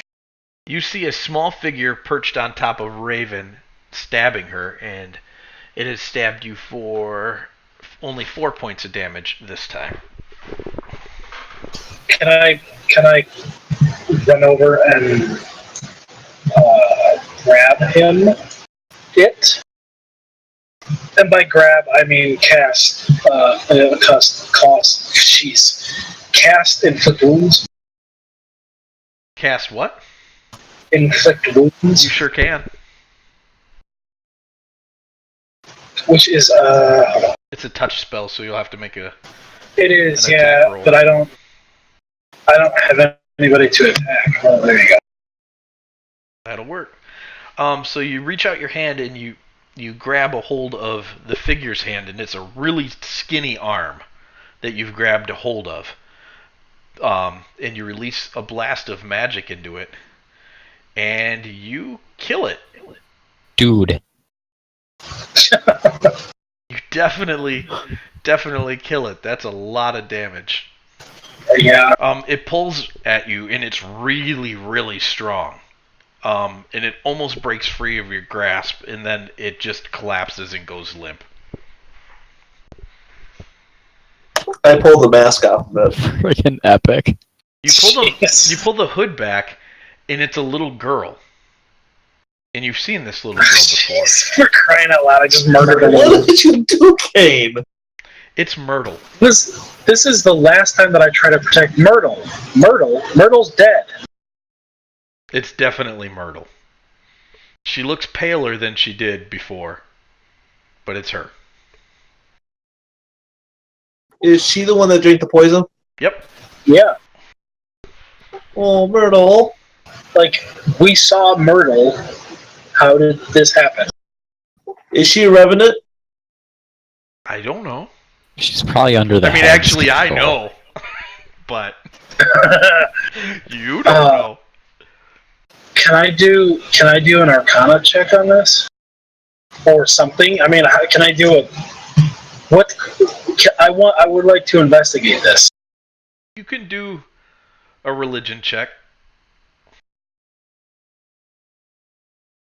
And Raven, you can do an Arcana check at advantage.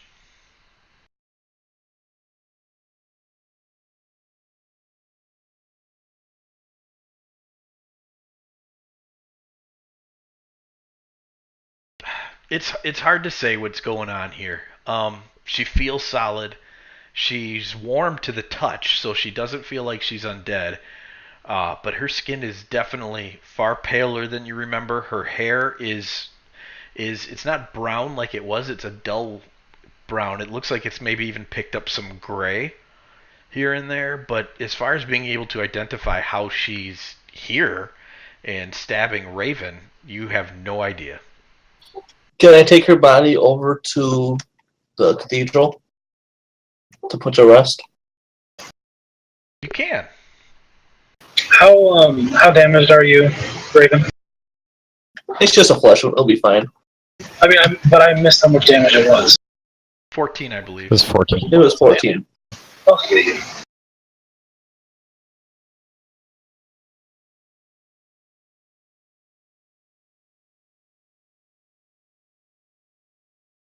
Alright, so you can get 7 of that back as Kainne heals you from some of your damage as you get ready to head out into the streets.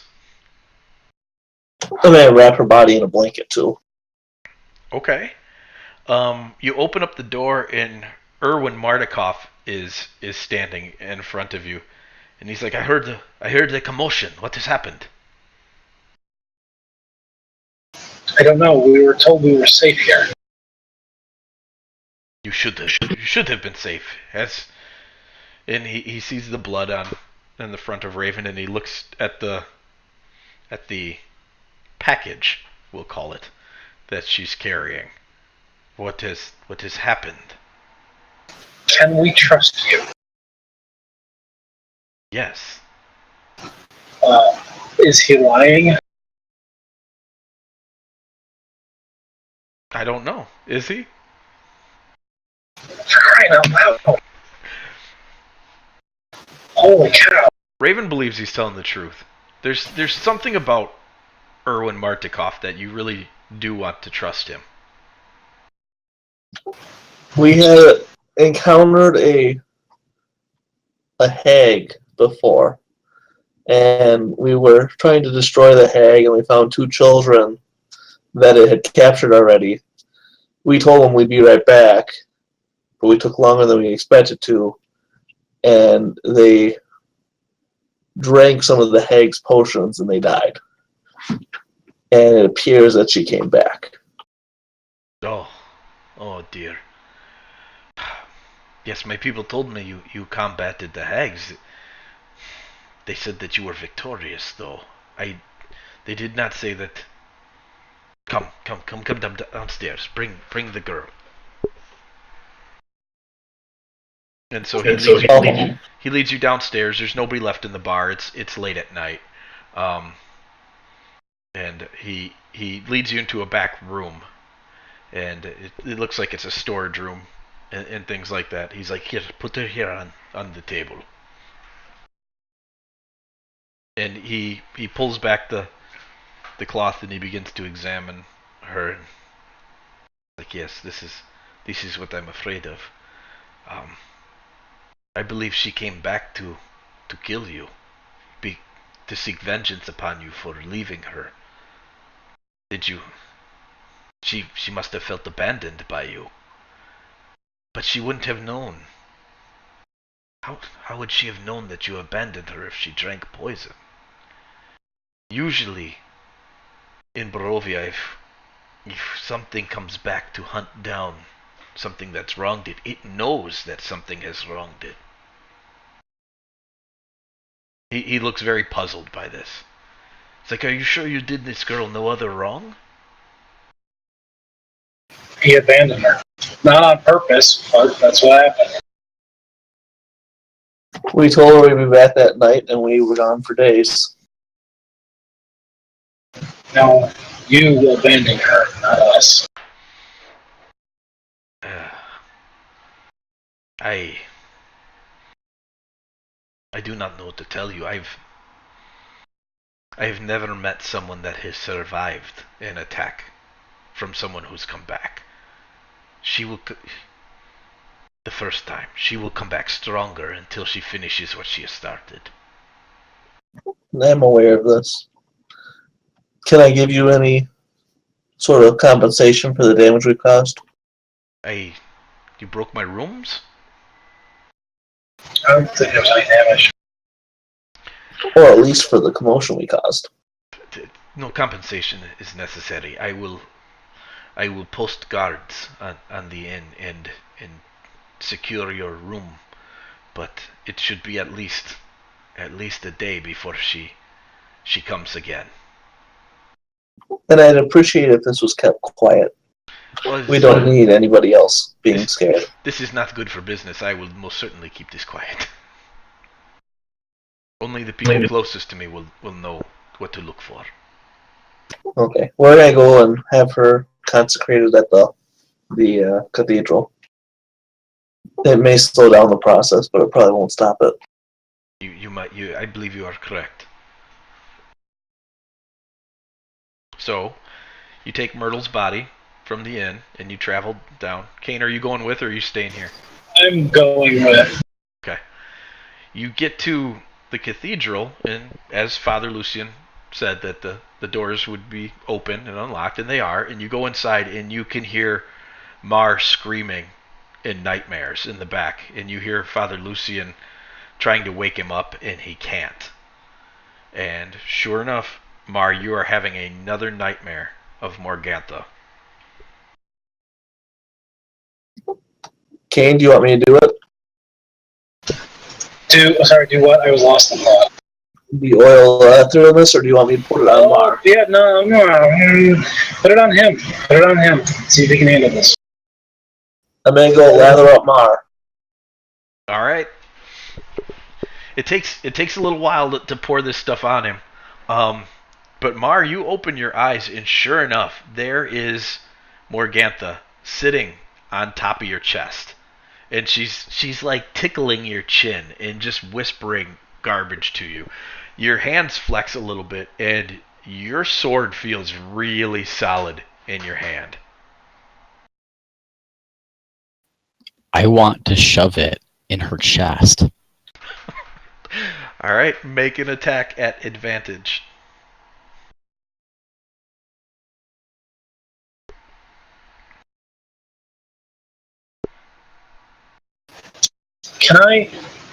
Can I give him bless? Yes, you can. You could have done it while we were gathering him up. Yeah, he doesn't need it here, but you can. This is a critical hit. She was completely unaware of this coming. So if you hold down Shift and roll your damage, it will critical it.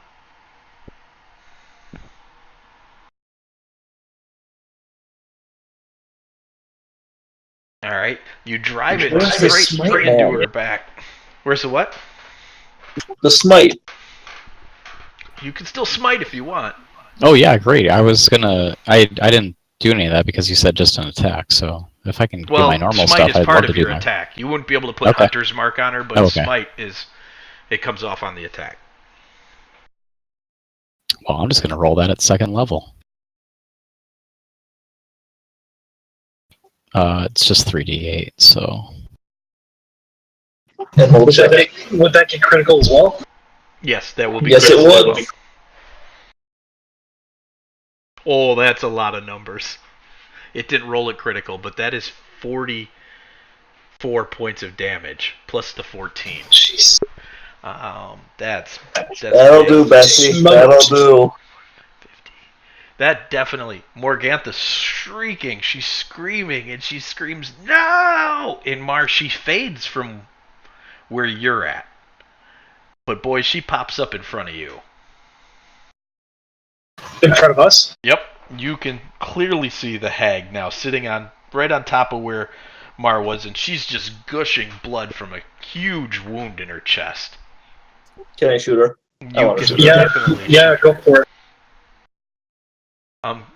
Mar, do you wanna, or somebody wanna check Oil of Etherealness and see if you can just cancel that, dispel it, or if you have to wait the whole hour? I can do that while you're Adam or Kainne and Raven. Why don't you roll your attacks? I'll check the oil. Maybe not because my system is going so slow. Oh, dang it.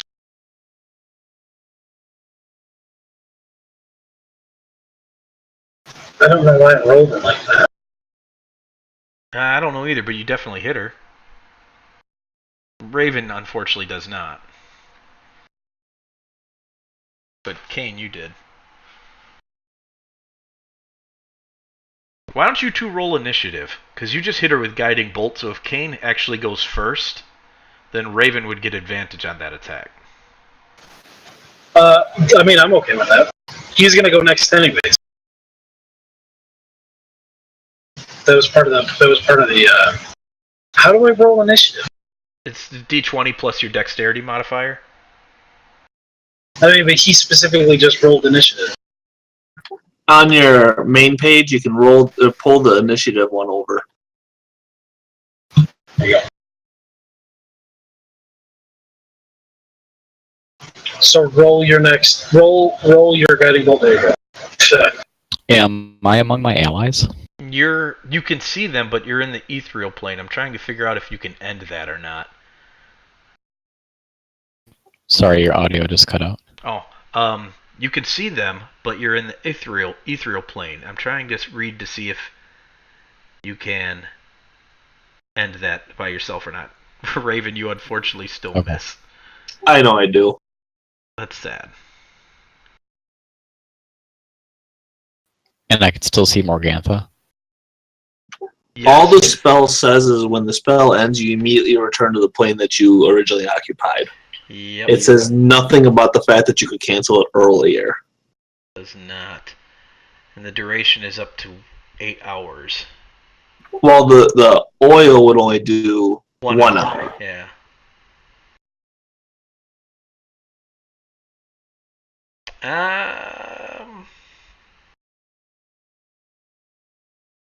Hold on.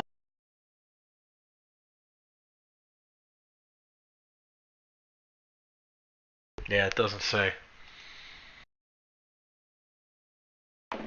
Yeah, it's not a concentration. Yeah. Let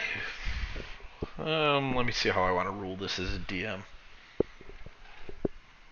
I'm going to rule you can come back from it. You can choose to end the spell. So.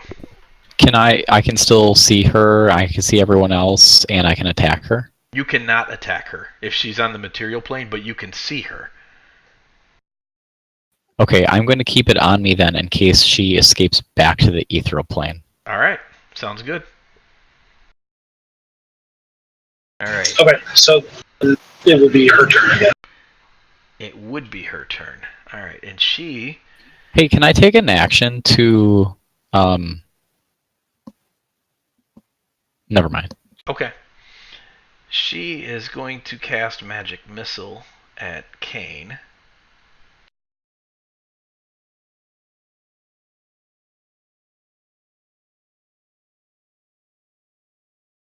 Oh gosh, that's a terrible roll. She is only going to hit you for 18 points of damage with her Magic Missile. Okay. Only. Compared to what it could be? Yeah. It could have been a lot more, but I rolled pretty terrible. So 18 points of damage for the Magic Missile. That would bring us to Mar, but you're going to stay in the ethereal plane? Yes. Alright.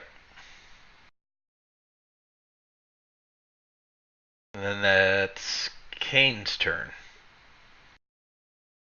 Okay.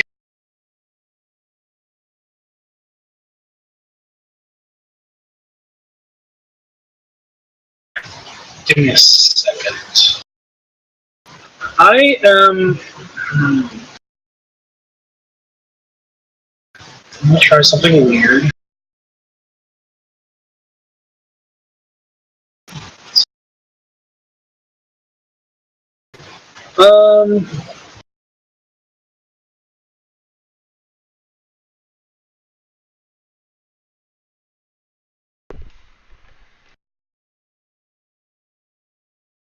Raven, you gonna hit her next time, or are you gonna miss again? No promises. I mean, it doesn't bother me if she stays alive. Okay, I am going to cast Path to the Grave. Path to the Grave. Is my channel divinity. As an action, I touch a creature. It doesn't say that it's a attack roll. It's just that I touch a creature, and the creature takes. The next time that creature takes damage from a spell or an attack from you or an ally, it is vulnerable to that spell or attack's damage. If the source of the damage has multiple damage types, the creature is vulnerable to all of them. Okay. Alright. If the creature has resistance or is immune to the damage, it instead loses its resistance or immunity against the spell attack when it first applies damage.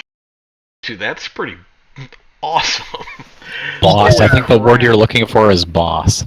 For real, you could slap that on like an ancient red dragon and cause it all kinds of problems. It only works for one attack, though. Oh, alright. Well, I guess that makes more sense, because otherwise that would be extraordinarily... Really powerful. Yes. So, alright, if it doesn't say you have to make an attack roll, then you just basically have to touch her, which you're in melee range, you can do that. So I do that. Alright. So And that's my action. Alright. You gonna take any bonus actions? I don't think so. Okay. Didn't know if you wanted to whip out Mercy or not. No, because that'll screw up the next attack. Okay. Sounds good. Oh, Raven. She still has a oh my god. No, she doesn't. It's the same roll.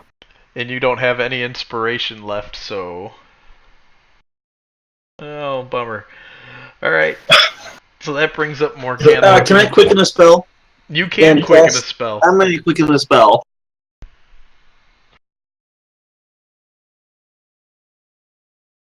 There you go. There you go. Alright. So, she is now doubly vulnerable to necrotic damage.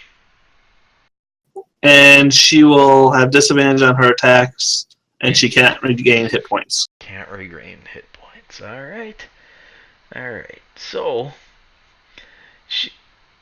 sorcery point. She is going to... What's she gonna do? She is going to... Kainne, make a wisdom saving throw. Will do. Oh, she utters a curse at you and calls on you to be blinded, but you shake it off. And my eyes burst into flames. Your eyes do not burst into flames. Oh. Mar, that would be your turn. Are you still waiting on her? Yeah, I'm just gonna be, like, readied. Okay. Alright. Then, Kainne, you're up. Alright. Let's do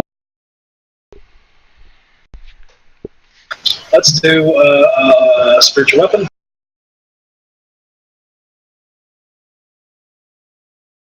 Or I'm gonna attack first and then spiritual weapon.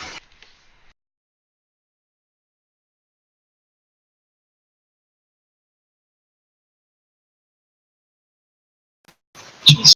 Nope. Those threes. Yeah, they're haunting you guys tonight. Because there have been a lot of them. That will hit. Jeez. Not for a lot. But she is looking rough. She's definitely bloodied. She's not looking on the edge of things, but she's looking pretty rough. Mike, can I use support spells on allies, or am I unable to do that as you well? are unable to do that as well. You can't interact with anything on the material plane. Right. Lucian comes out of kind of his stupor of being like shocked by everything that's going on. The hag appeared. He's like, "Oh my goodness!" He comes out and he's going to make a melee touch attack at her, and he is going to critically hit her. Yeah, Lucian. Yeah. I'm assuming he'd frown upon me putting like a little circle of death on his floor. He might. And he is going to nail her for 18 points of damage as... Wait, is she... Nice, Lucian. So it was the next attack, whatever that attack type was, caused it to be vulnerable, which meant that damage was doubled, correct? The necrotic, yep. And then it ends, right? Yes, it's just for that one attack. Okay, so 18 points of damage then Lucian pumps into her. He releases a cause wounds on her. And she shakes him off. She says, "Ooh, you!" Was that damage doubled? No, because Raven already nailed her with the chilling caress. Yeah, but you said that he crit on her. Yes, it was. Okay, so it was doubled from the crit. Yeah. Okay. And then... Alright. I'm going to throw a Witch Bolt her way. That's enough.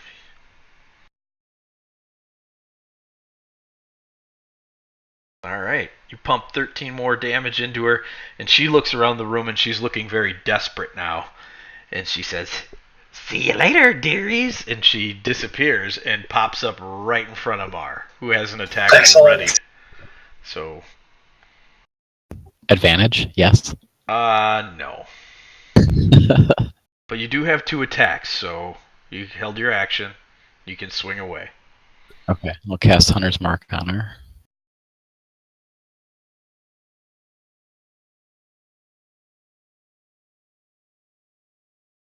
Just barely enough. Nice.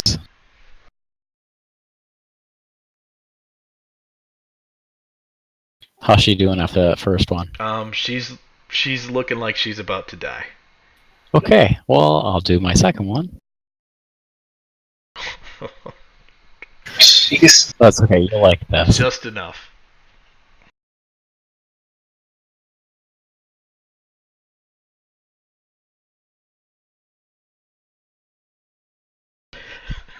Oh, whoops. What? Hang on. No. One of those should not be there. My mistake. Okay, that's fine. Because you don't have an actual target, so that's a lot of dice.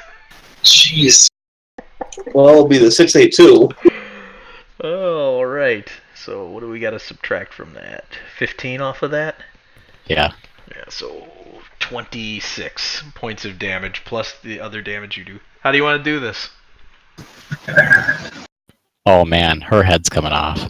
Alright, you wheel around and with an extraordinary battle cry of Red. red, you just scream red and your longsword cuts right through her neck and her head rolls from her shoulder, spills onto the ground. She rematerializes on the material plane, and Kainne and Raven watch this nasty old woman's head full of black ichory blood spill out across the floor. And from somewhere, they hear red? Question mark? And I end my etherealness.